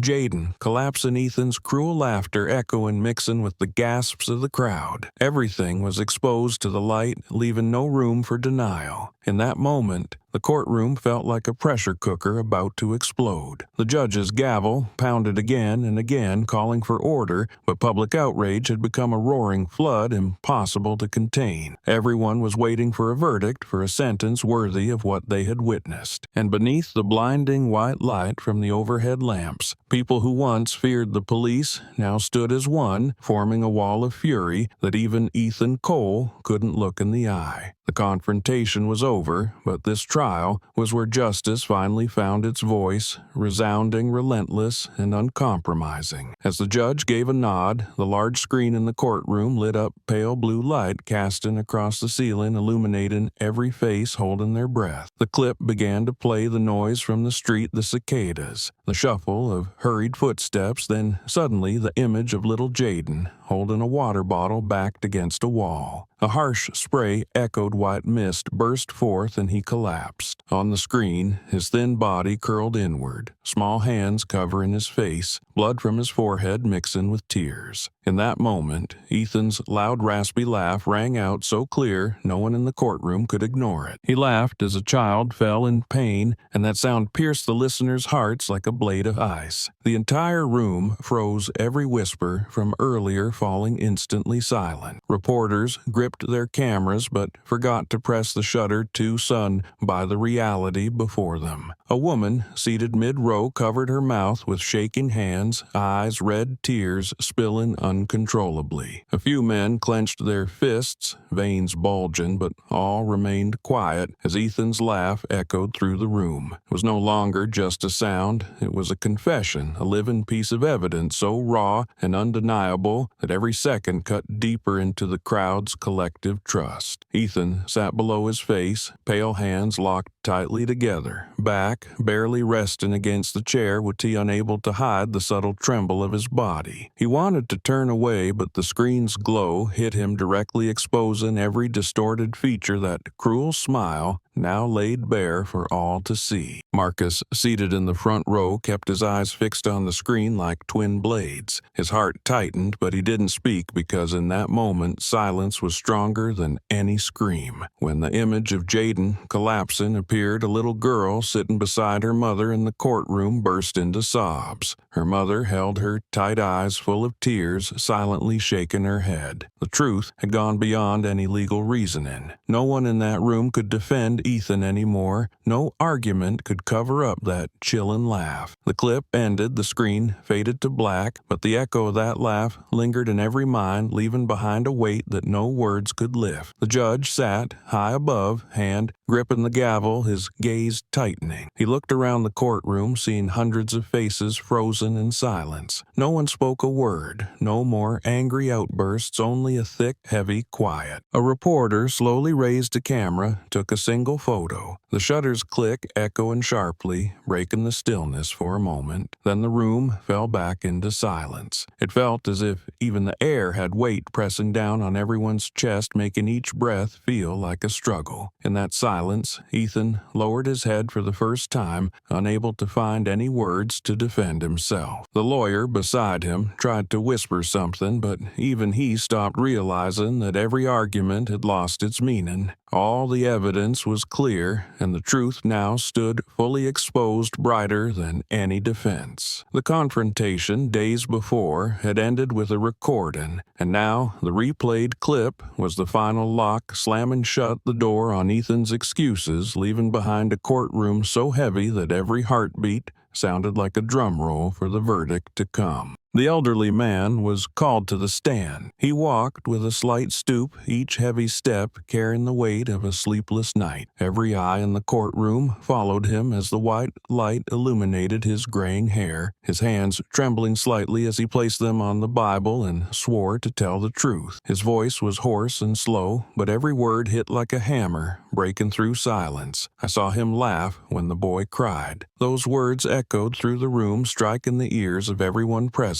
Below, a few in the audience gasped softly. A woman gripped her son's hand tighter, and Ethan, head bowed, suddenly looked up with clenched jaw, eyes glaring as if trying to swallow the words just spoken against him. Ethan's lawyer shot up, voice urgent. "Objection. This testimony is speculative. The witness is emotionally compromised and cannot be considered a reliable source." He gestured wildly, his tone rising, trying to claw back some sliver of credibility in the eyes of the jury. But the sharp gazes from the jury box turned toward him at once. No one spoke. They just stared, cold, decisive looks that seemed to warn that denial of the truth would no longer be tolerated. One juror gave a slight nod, his face darkened, and the lawyer's protest faded into empty silence. The elderly man took a deep breath, steadying his voice. He recalled that afternoon, the sound of laughter rising amid the sting of tear gas, the boy's cries still echoing in his chest like a knife twisting deeper. He spoke, his voice catching. "I've lived in that neighborhood all my life. I've seen him do things before, but I've never seen him smile like that when a child went down." He paused, his eyes clouding, but his hand remained firm on the wooden stand. His words broke through the silence, blanketing the room, forcing heads to lower each sentence like a weight too heavy to ignore. For a moment, no one dared to speak. The lawyer sat back down, head bowed, his pen trembling slightly in his hand. Ethan glanced sideways, his eyes burning with anger but tinged with confusion. He wanted to respond, to shout, but the evidence already shown, and the weight of this man's words had stripped his voice of meaning. Marcus, seated up front, never took his eyes off the witness. A mix of gratitude and sorrow swelled within him. He knew how much it took to stand up there and speak the truth in front of a system that once bred fear, and it was that very courage that sent a tremor through the heavy courtroom air, as if cracking open the first sliver of light for justice to enter. The man stood on the witness stand, throat-tight, eyes brimming, as if it took all his strength not to let his voice break. He looked around the courtroom, pausing at Jayden's young face, then, without meaning to, thought of his own grandson the same age. He bit his lip, his hand trembling on the wooden stand, and finally uttered one short but heavy sentence, cutting through the silence like a blade. "He's the same age as my grandson." Just 5 plain words, no explanation, no lengthy elaboration yet. Everyone in the courtroom understood it was a testimony written in blood and tears. His voice rang out simple, but so sincere that it made those seated lower their heads. From the public benches, a woman clutched her young daughter tightly, her shoulders shaking, a tear rolling down the girl's cheek. The child looked up confused, but her shimmering eyes already mirrored a truth adults could no longer hide. A young man nearby clenched his fists, eyes burning red, muttering, "What if it were my brother?" That sentence hung in the air, followed by soft sobs, gasping breaths, until the entire courtroom was swept into a wave of restrained emotion. The light from the large screen still spilled out frozen at the moment Jayden collapsed, his small face contorted in pain, eyes filled with tears. Beside him, Ethan's sneer was frozen mid-air, his twisted smile suspended like a stain that could not be wiped away. The contrast between the two faces, one a child, cornered into despair, the other a uniformed man soaked in arrogance, struck the courtroom like a blow. The quiet sobbing spread from the corner to the entire row O, trembling with tears. Some wiped their eyes, others gripped their friends' hands, and all eyes turned toward Marcus and Jayden with a deep, unspoken compassion. Marcus sat still, hand resting on his son's shoulder, eyes locked on the witness at the stand. The words, "He's the same age as my grandson," echoed in his mind, confirming that Jayden's pain was not just a private tragedy, but a shared wound carried by the whole community. He felt every gaze in the courtroom holding that pain with him, transforming it into strength. In that moment, the heavy silence no longer felt like fear, but unity, a stillness that allowed everyone to stare directly at the truth that had just been laid bare. At the defendant's table, Ethan Cole hung his head, hands clenched so tightly they turned pale. He heard every sob, every sniffle, and knew the wall of silence that had shielded him for years had completely crumbled. He no longer stood on the pedestal of power, no longer had any shield to hide behind, and that simple sentence from an elderly witness had become the sentence hanging over his head. The room was drenched in tears, but beneath those tears was the rising force of justice, ready to deliver a judgment worthy of the man who believed he had the right to torment an innocent child.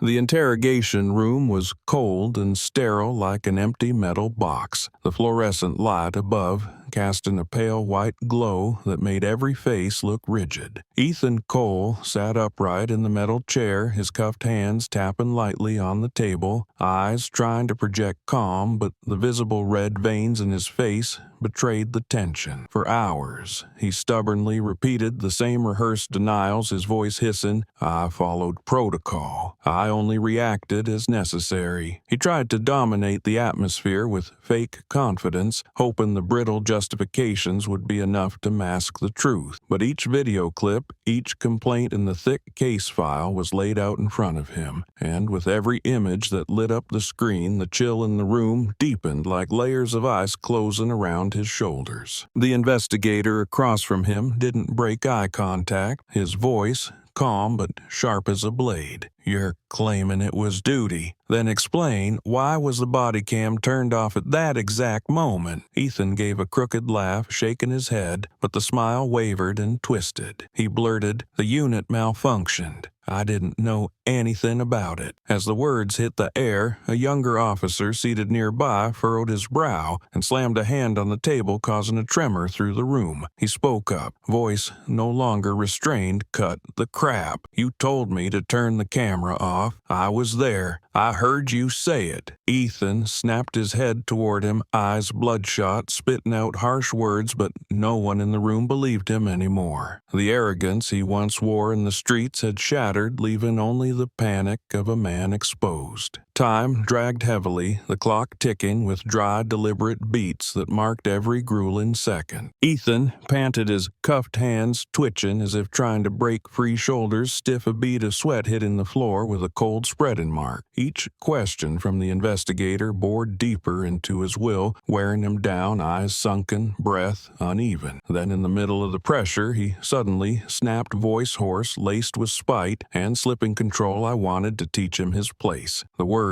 landed like a thunderclap. No one in the room spoke. Those 6 words had ripped the mask off everything he had tried to build. Ethan realized his mistake the moment it left his lips, eyes wide, darting around for escape. But the bright red recording device on the table had already caught it, every syllable, every tremor in his voice. The playback repeated it, cold and exact. "I wanted to teach him his place." The repeated line sounded like a locked verdict, slamming shut every possible exit. The investigator leaned forward, eyes blazing under the room's cold white light. His voice dropped, each word hitting the air like a hammer. "What position under your boot?" Ethan froze, lips moving, but no sound came.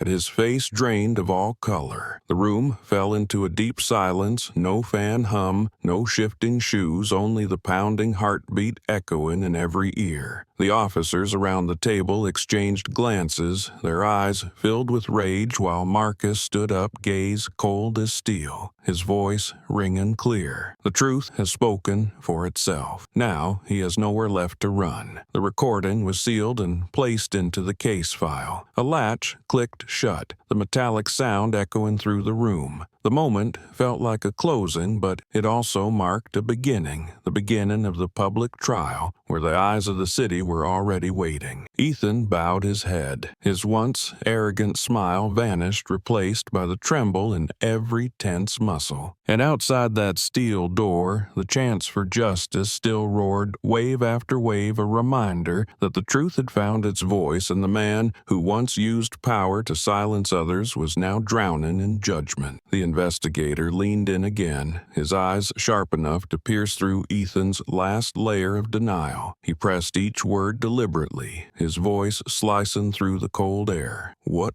position beneath your boot?" The question needed no answer. It had already laid everything bare, but the pressure made the room feel heavier, thick with reckoning. Ethan sat rigid back, locked to the chair, cuffed hands trembling slightly, breath uneven. His lips parted, ready to object, but his throat had gone dry, every word stuck. Under the harsh fluorescent glare, his face turned pale, eyes darting like a trapped animal realizing every exit had been sealed. In that moment, silence hit harder than any scream. No one around the table spoke, their eyes locked on Ethan, filled with contempt and fury. A young female officer shook her head slowly, eyes brimming, her hand clenched around a wrinkled notepad. The young officer who had stood up the day before now sat stiff, shoulders taut, not with fear, but with a rage barely contained. Everyone in that room felt it. Ethan's wall of silence, built over years, had begun to crack. Marcus stood at the end of the table, his shadow stretching across the cold tile floor. He didn't say another word, but his stare never left Ethan, sharp as a blade, pinning him in place. In that silence, Ethan finally saw just how small he had become. The badge that once gave him pride, now reduced to a cold, unwanted piece of metal. Sweat slid down his temple, landing on the table in faint smears, marks of collapse that could no longer be hidden. The investigator tapped his fingers lightly on the table, the sound steady and dry like a countdown to the end. Ethan sat in silence, his eyes hollow, face vacant. Every defense buried by the question just asked. "Under your boot" still echoed in his mind, repeating like a bell, tolling against guilt. No reasoning could stand up. No colleague was left willing to reach out and defend him. The air was taut as a wire, yet no one moved to break it because everyone understood that Ethan's silence was the clearest confession. He sat there, motionless like a statue hollowed from within. The room no longer held arguments or denials, only the heavy weight of a collapsed arrogance. Every eye turned toward him, like a silent jury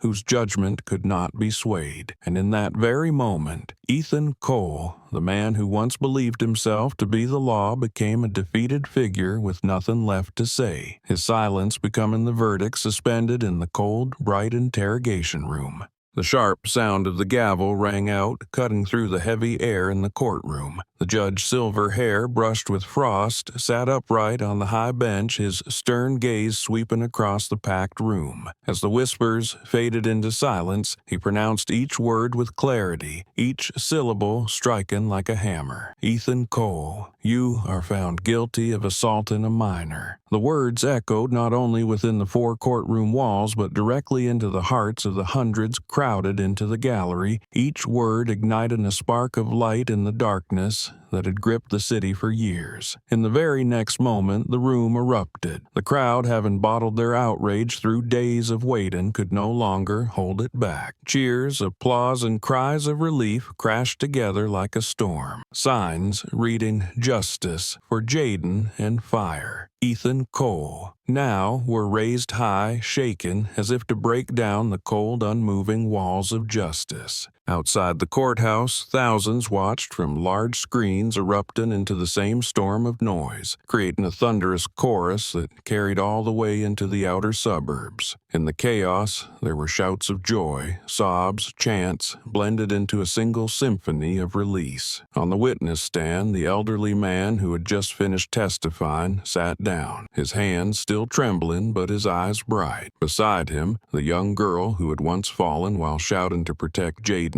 smiled through her tears and whispered to her friend, "See, they finally had to listen." Others in the room murmured to one another, some crying as painful memories resurfaced. Others slumped over in their seats, faces buried in hands, as if shedding the weight they'd carried for too long. Marcus sat in the front row, his eyes fixed in steady resolve. He did not smile or clap, only bowed his head slightly as he looked at his son. Jayden sat beside him, eyes still red but wide open, his small hand gripping his father's. The boy did not fully understand the verdict that had just been delivered, but he could feel the shift in the air, the presence of safety returning for the first time. For Jayden, it wasn't just that his father had arrived in time. It was the moment he realized the darkness around him was being torn apart and the light of justice was beginning to spread. Ethan Cole stood as the verdict was read, his legs trembling so badly he could barely stay upright. He reached for the edge of the table, eyes darting desperately as if searching for something to hold on to, but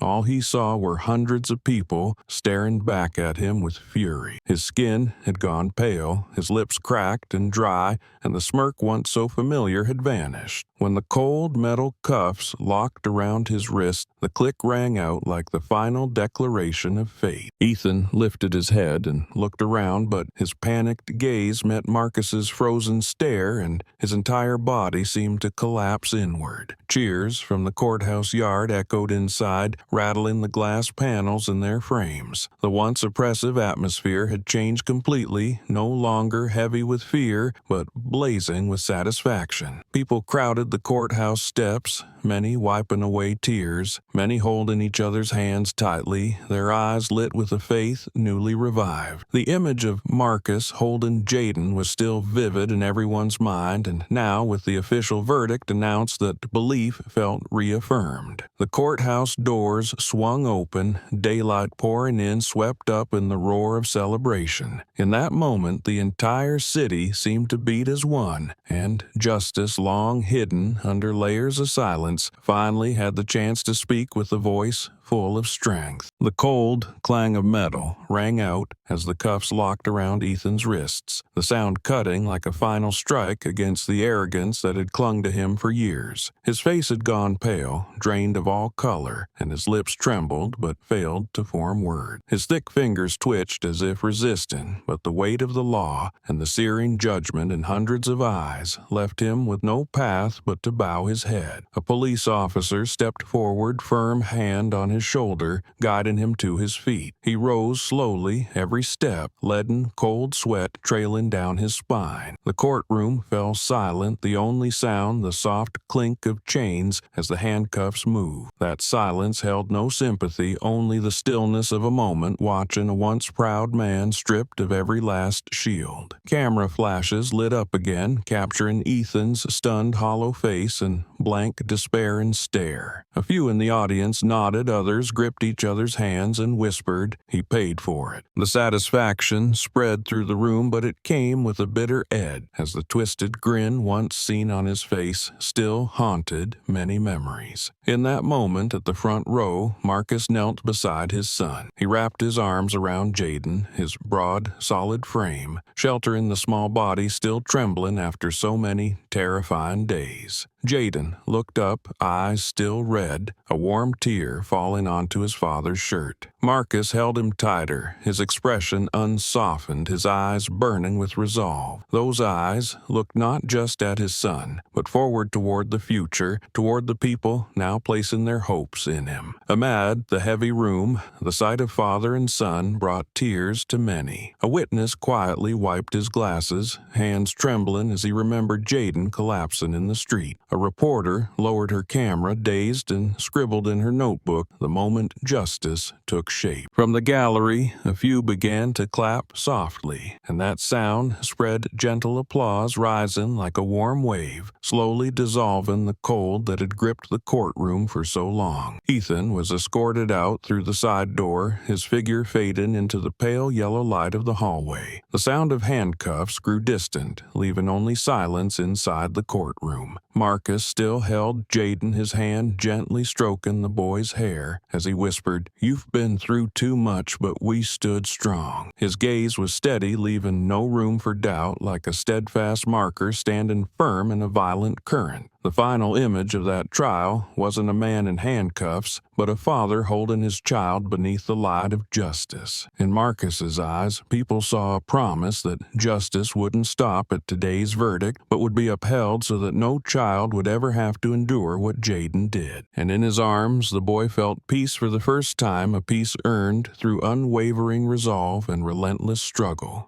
When the verdict against Ethan Cole was delivered, the aftershock spread across the country like ripples from a stone dropped into a still lake. Major television networks continuously broadcast news about the trial, images of Jayden, held tightly by his father in the courtroom, appearing on screens repeatedly. Anchors sat before the cameras, voices firm, breaking down every detail, each video clip, each piece of testimony. They emphasized that this wasn't just an ordinary case, but a turning point, raising serious questions about how law enforcement operates. Panels of experts were brought in for heated discussions, with some bluntly calling it a direct blow to a system that had long allowed too many abuses to slip through the cracks. In print, the front pages of numerous newspapers featured a photo of Ethan, head bowed in handcuffs, beside an image of Marcus clutching Jayden tightly. A bold headline ran across the top one: "Verdict many reverberations." Readers bought papers at a rate far higher than usual, and end serial selling it by noon, as everyone wanted to see for themselves the moment justice was affirmed. On social media, millions of shares continued the hashtag demanding justice for Jayden, having become the symbol of a movement now seen on banners at rallies across multiple states. Public reaction didn't stop at outrage, it evolved into pressure for change. Civil rights organizations filed formal petitions to Congress demanding a review of police oversight and accountability policies. Commentators repeated the warning that the Ethan Cole case was a wake-up call, that without deep reform, similar tragedies would continue. The federal government was forced to respond, issuing a statement that all local departments must review their protocols to prevent further cover-ups. In police academies, the case was quickly added to training curricula as a cautionary example. Instructors played the footage of Jayden collapsing, freezing the frame at the moment. Ethan laughed, then paused in silence to let cadets confront the truth. Many young faces looked down, some gritted their teeth, and others sighed. The instructor spoke firmly. "This isn't a lesson in blame, it's a mirror. Don't become another Ethan Cole." Lively discussions followed, with cadets debating power and responsibility, many realizing that the uniform is not a shield for ego, but a promise made to justice. Statistical reports showed that the number of civilian complaints processed immediately afterward doubled as public pressure forced agencies to operate with more transparency. In public forums, lawmakers, activists, and ordinary citizens gathered to discuss measures to protect children's rights, demanding stricter controls over the use of weapons and enforcement. enforcement tools. The case had gone beyond the borders of one city. It had become a national issue, and the aftershocks continued day by day in every debate and in each small reform gradually being implemented. Amid the aftermath, Marcus and Jayden remained silent, choosing to stay away from cameras to begin healing on their own terms. Yet, their image, a resolute father and a child who once collapsed but now stood again, appeared everywhere as a symbol. And every time the media revisited their story, the public was reminded that justice is not a gift handed down, but something that must be defended through relentless struggle. On major streets, lines of students stretched for miles, their uniform soaked with sweat, hands raised high, holding signs scribbled in youthful handwriting but burning with urgency. "We deserve safety too." The letters weren't perfectly straight, the strokes still shaky, but their innocence and sincerity caused the crowd to fall silent before erupting in applause. Parents watched their children standing amid a sea of people, overwhelmed with both worry and pride. Those young faces, those determined eyes turned the square into a massive classroom where the only lesson was a call for the right to live without fear. Reporters jostled to capture every moment, and the photos quickly landed on the front pages the next morning, turning student slogans into a new emblem of the movement. Those signs were more than just simple messages from a few children. They echoed the voice of a generation growing up in uncertainty. People shared the images across social media with captions filled with anguish. "If children have to march for safety, where did we go wrong?" That question spread everywhere, tapping into the conscience of millions, turning a street corner incident into a national reminder that safety should never be a privilege. Public sentiment, already inflamed from the beginning, had now become a tidal wave, forcing leaders at every level to respond. In the halls of Parliament, politicians could no longer look away. Heated debates broke out, with some calling for a complete overhaul of law enforcement, others demanding the creation of an independent oversight body, and many insisting the rules of force be rewritten from scratch. Television channels broadcast the debates live, every argument and rebuttal reaching homes across the country. Citizens watched closely, commenting in real time, as if the entire society had entered a shared civic classroom on justice. Education experts did not stay silent either. They spoke out, calling for reform not only in police academy curricula, but also in schools. A high school teacher stated at a press conference, "If students have to take to the streets holding signs to demand safety, the first responsibility lies with the adults who let them grow up in fear." Reform isn't about saving face, it's about protecting these children so they can grow up with trust, not anxiety. Her words were widely shared, becoming a highlighted quote across online platforms, reinforcing public determination. In the following days, public town halls and online forums took place everywhere, giving people the space to speak freely. The voice of the community echoed far and wide, connecting large cities to small towns. Society collectively demanded reform, not just the punishment of one individual, but a transformation of the system itself. People who had once stayed silent began to write, to share their stories, to march together. And in the rising tide of voices, the phrase, "We deserve safety," too, became a rallying cry, a reminder that real change doesn't come from promises, but from the power of millions standing united for justice for the next generation.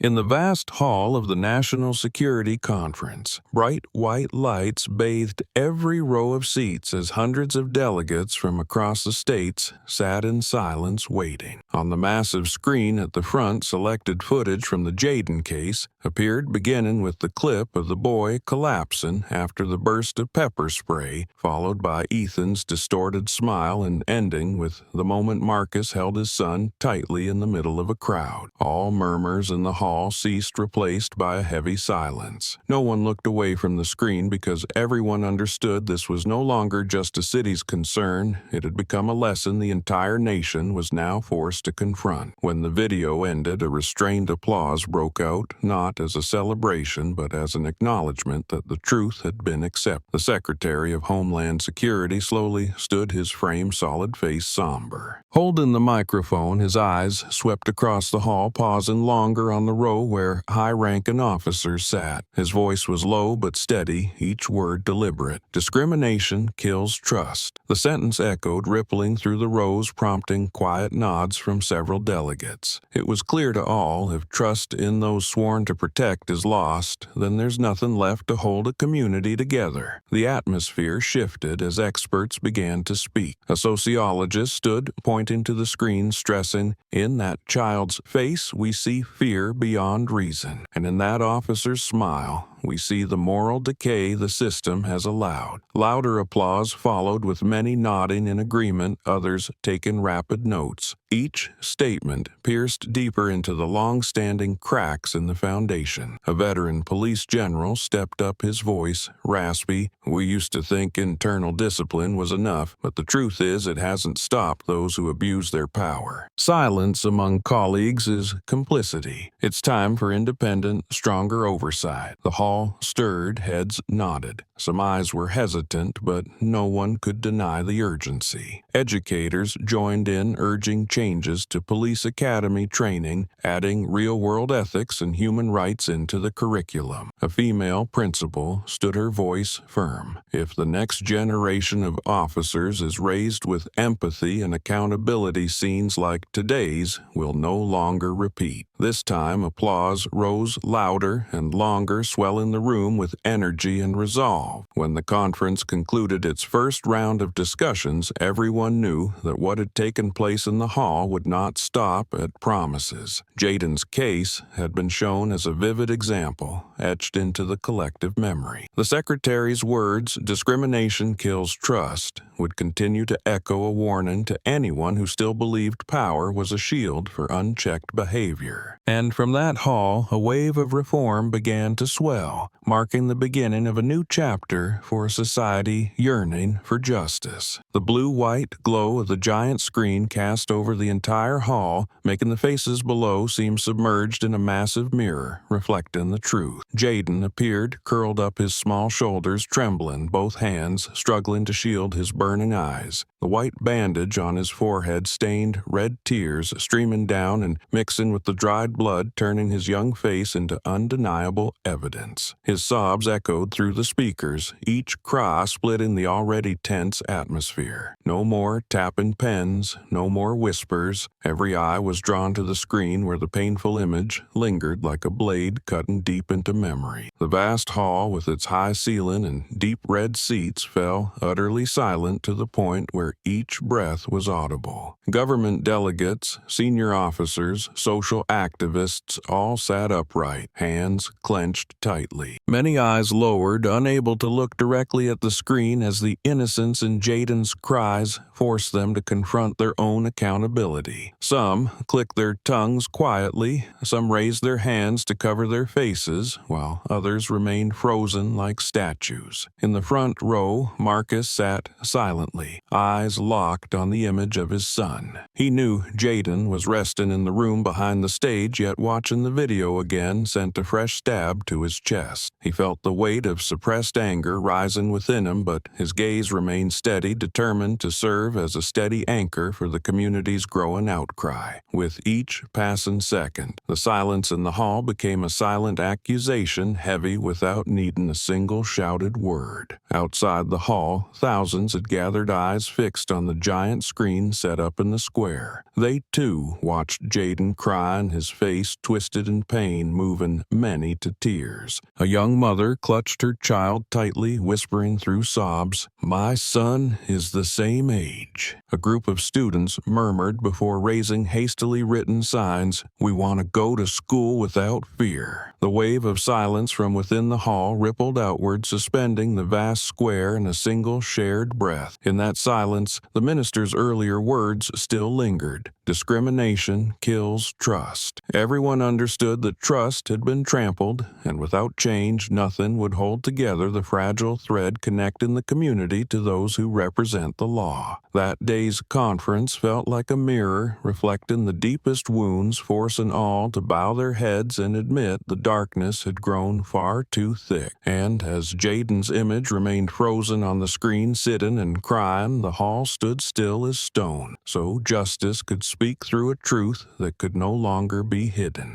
In the days following the conference, the atmosphere inside the police station had shifted. Cold walls now displayed new policy boards with bold red lettering that read like warnings no one could ignore. The use of tear gas on minors is strictly prohibited under all non-life-threatening circumstances. The words were etched clearly on a white background signed by the Minister of Public Safety, Marcus Hill, and several high-ranking officers. Everyone who passed by had to stop and read. Some eyes hesitated, some faces nodded quietly, as if for the first time they were being forced to confront a change arising from within their own ranks. The tear gas canisters that once hung neatly had been taken down, locked away in a separate storage room no longer present in familiar places, and the blank spaces left behind stood as a testament that an outdated era had come to an end. Next to that,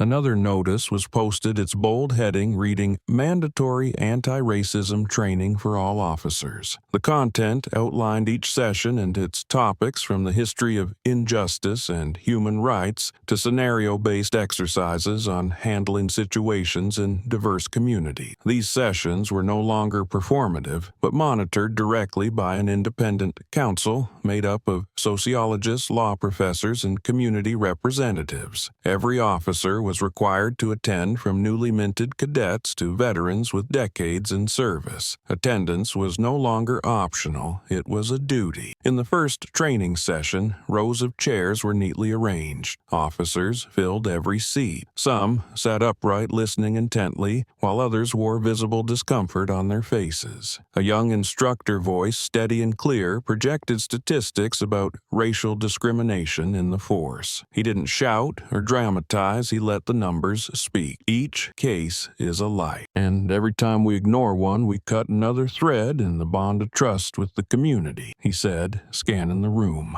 A heavy silence settled again because everyone understood they were being reflected in that mirror. At the end of one row sat a young officer who had witnessed the incident with Jayden. He remained still, eyes downcast, hand clenched around his pen. He remembered the moment Ethan gave the order to turn off the body cam, remembered the helplessness of failing to stop it, and now this session felt like a small chance to redeem the silence of that day. In the white glow of the classroom, many faces began to change, the initial stiffness giving way to reflection. An older officer let out a quiet sigh and murmured, "Yeah, it's time things changed." Outside in the hallway, Marcus walked past, quietly observing the closed classroom doors. He knew the road to reform was still long, but at the very least the first step had been taken. The new policy boards hanging on the walls were more than just paper. They were signs that the police force was beginning to shed its old skin. And in the eyes of the people watching closely, this change wasn't a favor, it was a promise to restore trust, so that from now on children like Jayden could walk outside with clear, carefree smiles, no longer haunted by the shadow of a power that once shook the entire city. Inside the cramped training room, the air felt heavy under the weight of dozens of watchful eyes. The new regulations on the wall glowed clearly under the lights, each bold red line a reminder of the limits of authority. A young officer sat in the back row, guilt still etched on his face from what he had witnessed. When the instructor stopped speaking, letting the weight of statistics sink in, the young man lowered his head briefly and whispered just loud enough for the officer beside him to hear, "We have to be different." His voice wasn't loud, but in the silence it cut through like a breeze in air, reaching hearts that had long waited for the first spark of change. A few officers nearby turned to look at him. Some furrowed their brows, others slowly nodded. The whispers began to spread not loud, but like seeds stirring in the soil. From the initial awkwardness, they realized the words just spoken were a truth they could no longer deny. Ethan Cole had been led away in handcuffs, and that image still haunted them. Now, if they refused to change, they would only extend the stain on the badge, and no community would ever trust the uniform again. Marcus entered the hall as the session neared its end, his frame tall, his expression calm. He didn't need to say a word. His presence alone silenced the room and everyone stood. In that quiet, Marcus scanned each face, seeing a mix of uneasy regret and a trace of resolve. He understood that the young officer's words had marked the beginning of something, that within the ranks there were still those who hadn't lost their conscience. And from that, trust was beginning to return, not through slogans but through real change taking root within the institution itself. Outside, groups of students and citizens still stood at the station gates. They waited, eyes fixed on the glass windows, hoping for a sign that their voices had not been in vain. When word of the mandatory training spread, many wept, some embraced, for it was the first time in years they had seen the force begin to change. Their chants rose again, but now they weren't only cries of anger, they carried hope. In the glow of the streetlights, faces lit up, and the trust once thought lost was slowly being restored like small green shoots breaking through after a violent storm. In the small upstairs room of the house, the warm yellow light from the desk lamp spilled over a blank sheet of paper, still fragrant with fresh ink. Jayden sat still by the window outside, the sparse sound of traffic and a faint crescent moon casting light across the quiet yard. His hands still trembled each time he picked up the pen, each first line heavy as the memory of that terrifying afternoon refused to fade. He remembered clearly the sudden sting, his vision blurring,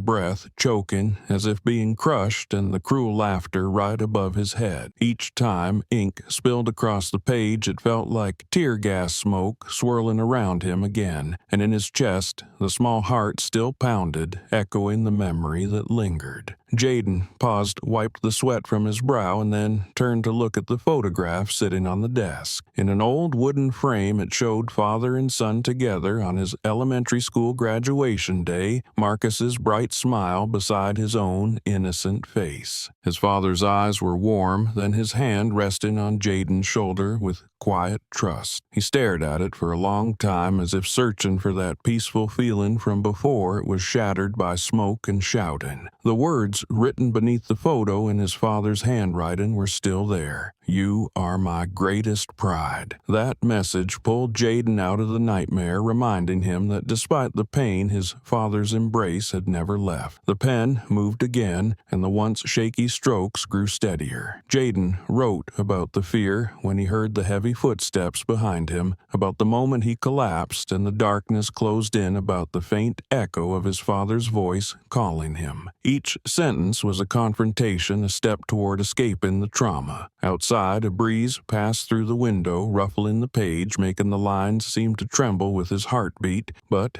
within them something resilient was starting to grow. When he stopped writing, Jayden rested his chin on the desk, eyes drifting back to the photo frame. He didn't cry anymore, but there was still a glimmer of unfallen tears in his gaze. He thought of the strangers who stood up for him that day, of the student who screamed into the crowd, of the elderly man who had the courage to speak the truth. He felt surrounded by 1,000 unseen armed people who had turned his private pain into a shared strength. A quiet warmth filled his chest, and he smiled softly, though the wound on his forehead still throbbed. At last, Jayden picked up the pen and wrote one short short line, the handwriting slanted but firmer than before. I won't forget. He stopped staring at the words as if seeing his own promise. It wasn't fear, but a new belief, a belief that today's pain would become tomorrow's strength. Outside, the breeze rustled, tucked through the leaves, carrying the scent of night into the room, and in that small space, Jayden's eyes slowly brightened, not only with the ache of what had been, but with the quiet glow of determination. The pen in Jayden's hand stopped after he finished writing the 4 short words, "I won't forget." The ink was still wet, spreading into a dark stain on the white page, as if to etch that tender vow into every fiber of the paper. He sat still, eyes gazing out the window, where the cold moonlight cast a silver sheen across the rooftop opposite. The horrifying images returned without warning, the dry hiss of the tear gas canister echoing in his memory, the sharp sting still lingering in his nose, his eyes still burning faintly. He reached up to touch the bandage on his forehead, his palm trembling slightly, but this time he didn't let fear swallow him. Instead, he clenched his jaw, focused on keeping his handwriting steady, and added one final line. "Justice begins with truth." The words appeared small but resolute, like a fragile flame in the dark. Jayden read them again, and with each reading he felt the strength growing inside his chest. He remembered his father's eyes when he knelt to hold him, remembered the strangers who had stepped forward to protect him, remembered the tears of the girl in the courtroom as the video played. All of it came together like an invisible armor, shielding him from the pain. Beside the page, the photo of him and his father seemed to glow a little brighter under the desk lamp, a quiet reminder of the promise Marcus had once written, "You are my greatest pride." In the small room, the ticking clock marked time steadily, each second passing, as if confirming that an old chapter had closed.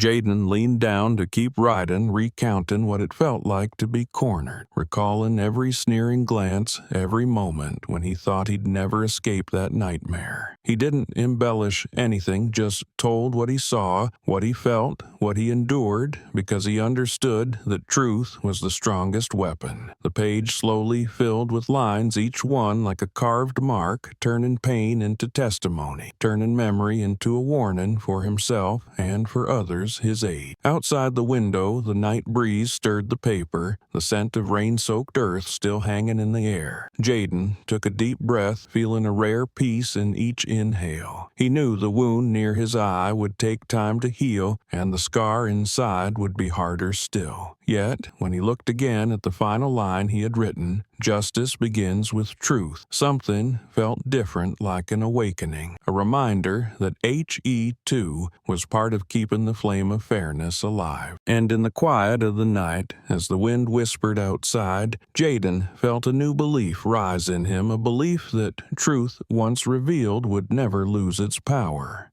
That night, the city square lit up like a sea of stars on earth, thousands of phone lights held high, joined by flickering candles swaying in the breeze. People packed every walkway, from white-haired elders with canes, workers still in dust-covered uniforms, to students clutching their notebooks, all gathered like a powerful wave. At the center, Marcus Hill stepped onto a hastily built wooden platform in front of City Hall, his eyes, steady voice, deep and clear, each word striking straight into every heart. No child deserves that. The crowd erupted in thunderous applause, cheers roaring so loud it felt as if the ground beneath them shook. Around the square, banners stretched like a forest of flags, black and red, lettering crisscrossed on white fabric, #Justice for Jayden appeared everywhere, from wide cloths draped across railings to hastily written signs clutched in hand. Voices chanted in unison, "Justice,"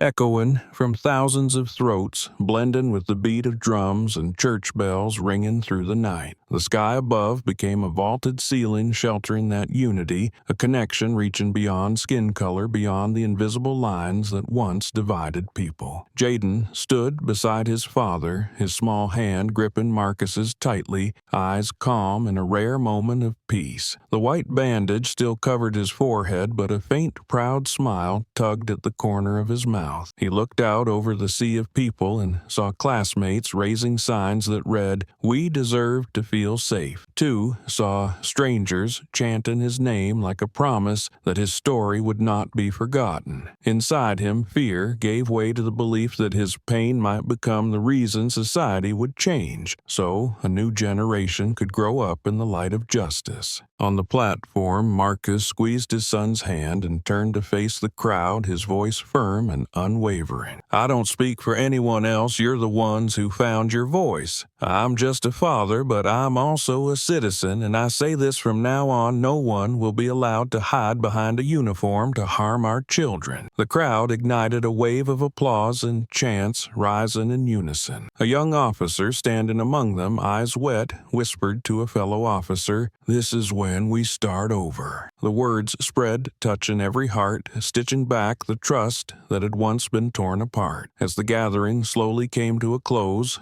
the candlelight still flickered, casting a steady glow on determined faces. People held hands in silence, voices rose in song through the night, turning the square into a sea of sound, flowing with hope. In Marcus's embrace, Jayden stood more firmly, his eyes looking forward where banners still waved in the wind. His story did not end in pain, but opened with a reminder written deep into every page of his journal. Justice begins with truth, and that reminder, carried by millions of voices out there, became the greatest legacy, a shared vow that from now on, light would never again be hidden by any shadow. In the sea of candlelight, Jayden stood beside Marcus, his small hand still clasped in his father's calloused one. His face no longer showed the panic of those early days, replaced by the calm of a child who had walked through pain and was learning how to stand strong. His eyes still held traces of red, but the gaze had changed now, filled with both resilience and trust. Marcus glanced down at his son, catching a faint but determined smile, and in that moment he knew the belief had been passed on that the small flame in Jayden's heart was no longer being smothered by life's wind, but was quietly burning brighter. From the stage, waves of light from the crowd reflected into the sky, painting a majestic image of unity. The banners kept flying. The chants rose steadily, but where Jayden stood, everything fell into a hush. He felt that true strength didn't come from loud cries, but from the unity flowing outward from thousands of people, including his own friends. Young faces bravely raising signs that read, "We deserve to feel safe too." The quiet belief inside him didn't come from a verdict, but from knowing he was no longer alone, that there were hearts all around, willing to protect, to rise for the truth. Marcus remained standing firm, his eyes scanning the crowd, pausing at each face glowing beneath the lights. He could feel the revival of a collective trust, a belief that had long been buried beneath years of silence. In the roar of the crowd, he gripped his son's hand tighter, that small hand pulsing in rhythm with the entire community. Sweat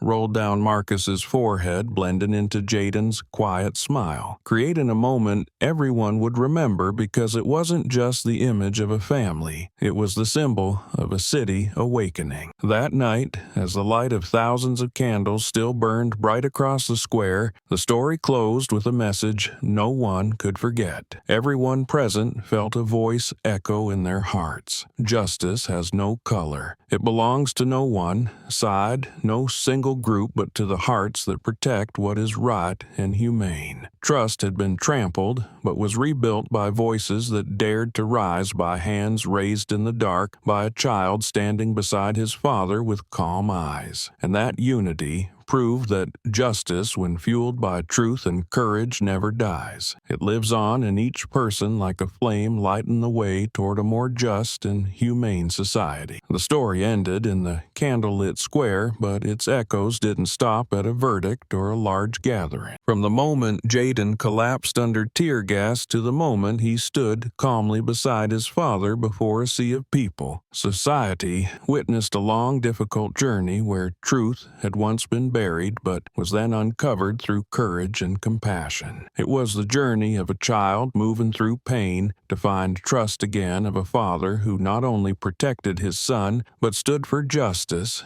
and of a community united against injustice. What stood out most from everything thing that happened was the power of truth. Truth can be hidden for a moment, twisted by excuses, but it will always find its way back. The videos, the witness testimonies, and even Ethan Cole's careless words proved that no wall is thick enough to hide the truth forever. When truth is revealed, it becomes the foundation of justice, turning scattered cries into one collective voice, forcing those who thought they were above the law to bow their heads. The second lesson lies in the bond between father and son, a strong thread that helped Jayden survive the nightmare. Marcus was not just the police chief, he was first a father willing to run toward his son's cry, willing to stand against his own colleagues to defend what was right. The image of him holding Jayden close, the resolute look in his eyes when facing Ethan, and his words echoing across the square, all showed that love can turn into a strength powerful enough to challenge an entire system. The community was also an irreplaceable character in this story. They did not look away, did not let Jayden's cry be swallowed in silence. From the citizens live streaming in the streets, the students holding up signs to the thousands gathered in the square, they showed that justice cannot exist if society stays silent. Their unity turned one family's pain into the driving force behind a movement forcing those in power to face accountability. More importantly, the story leaves behind a powerful message. Justice is not tied to skin color, nor is it a privilege reserved for anyone. It lives in every heart that stands for truth, that speaks up in the face of wrongdoing. Jayden wrote in his journal, "Justice begins with truth," and that line wasn't just for him, it was for all of us. When each person dares to hold on to the truth, dares to raise their voice, justice will be upheld and continue to spread. This ending, therefore, is not a conclusion but a beginning. It opens the door for young people to understand that their voices matter, for adults to recognize that responsibility cannot be avoided, and for society as a whole to remember that justice must be nurtured every day. The image of Jayden standing beside Marcus in the glow of the square has become a symbol reminding us that justice is not some distant idea, but the very breath of a community, a belief sustained by steadfast hearts. And as long as each person carries this lesson forward, the story of Jayden and Marcus will live on a legacy that inspires both this generation and the next.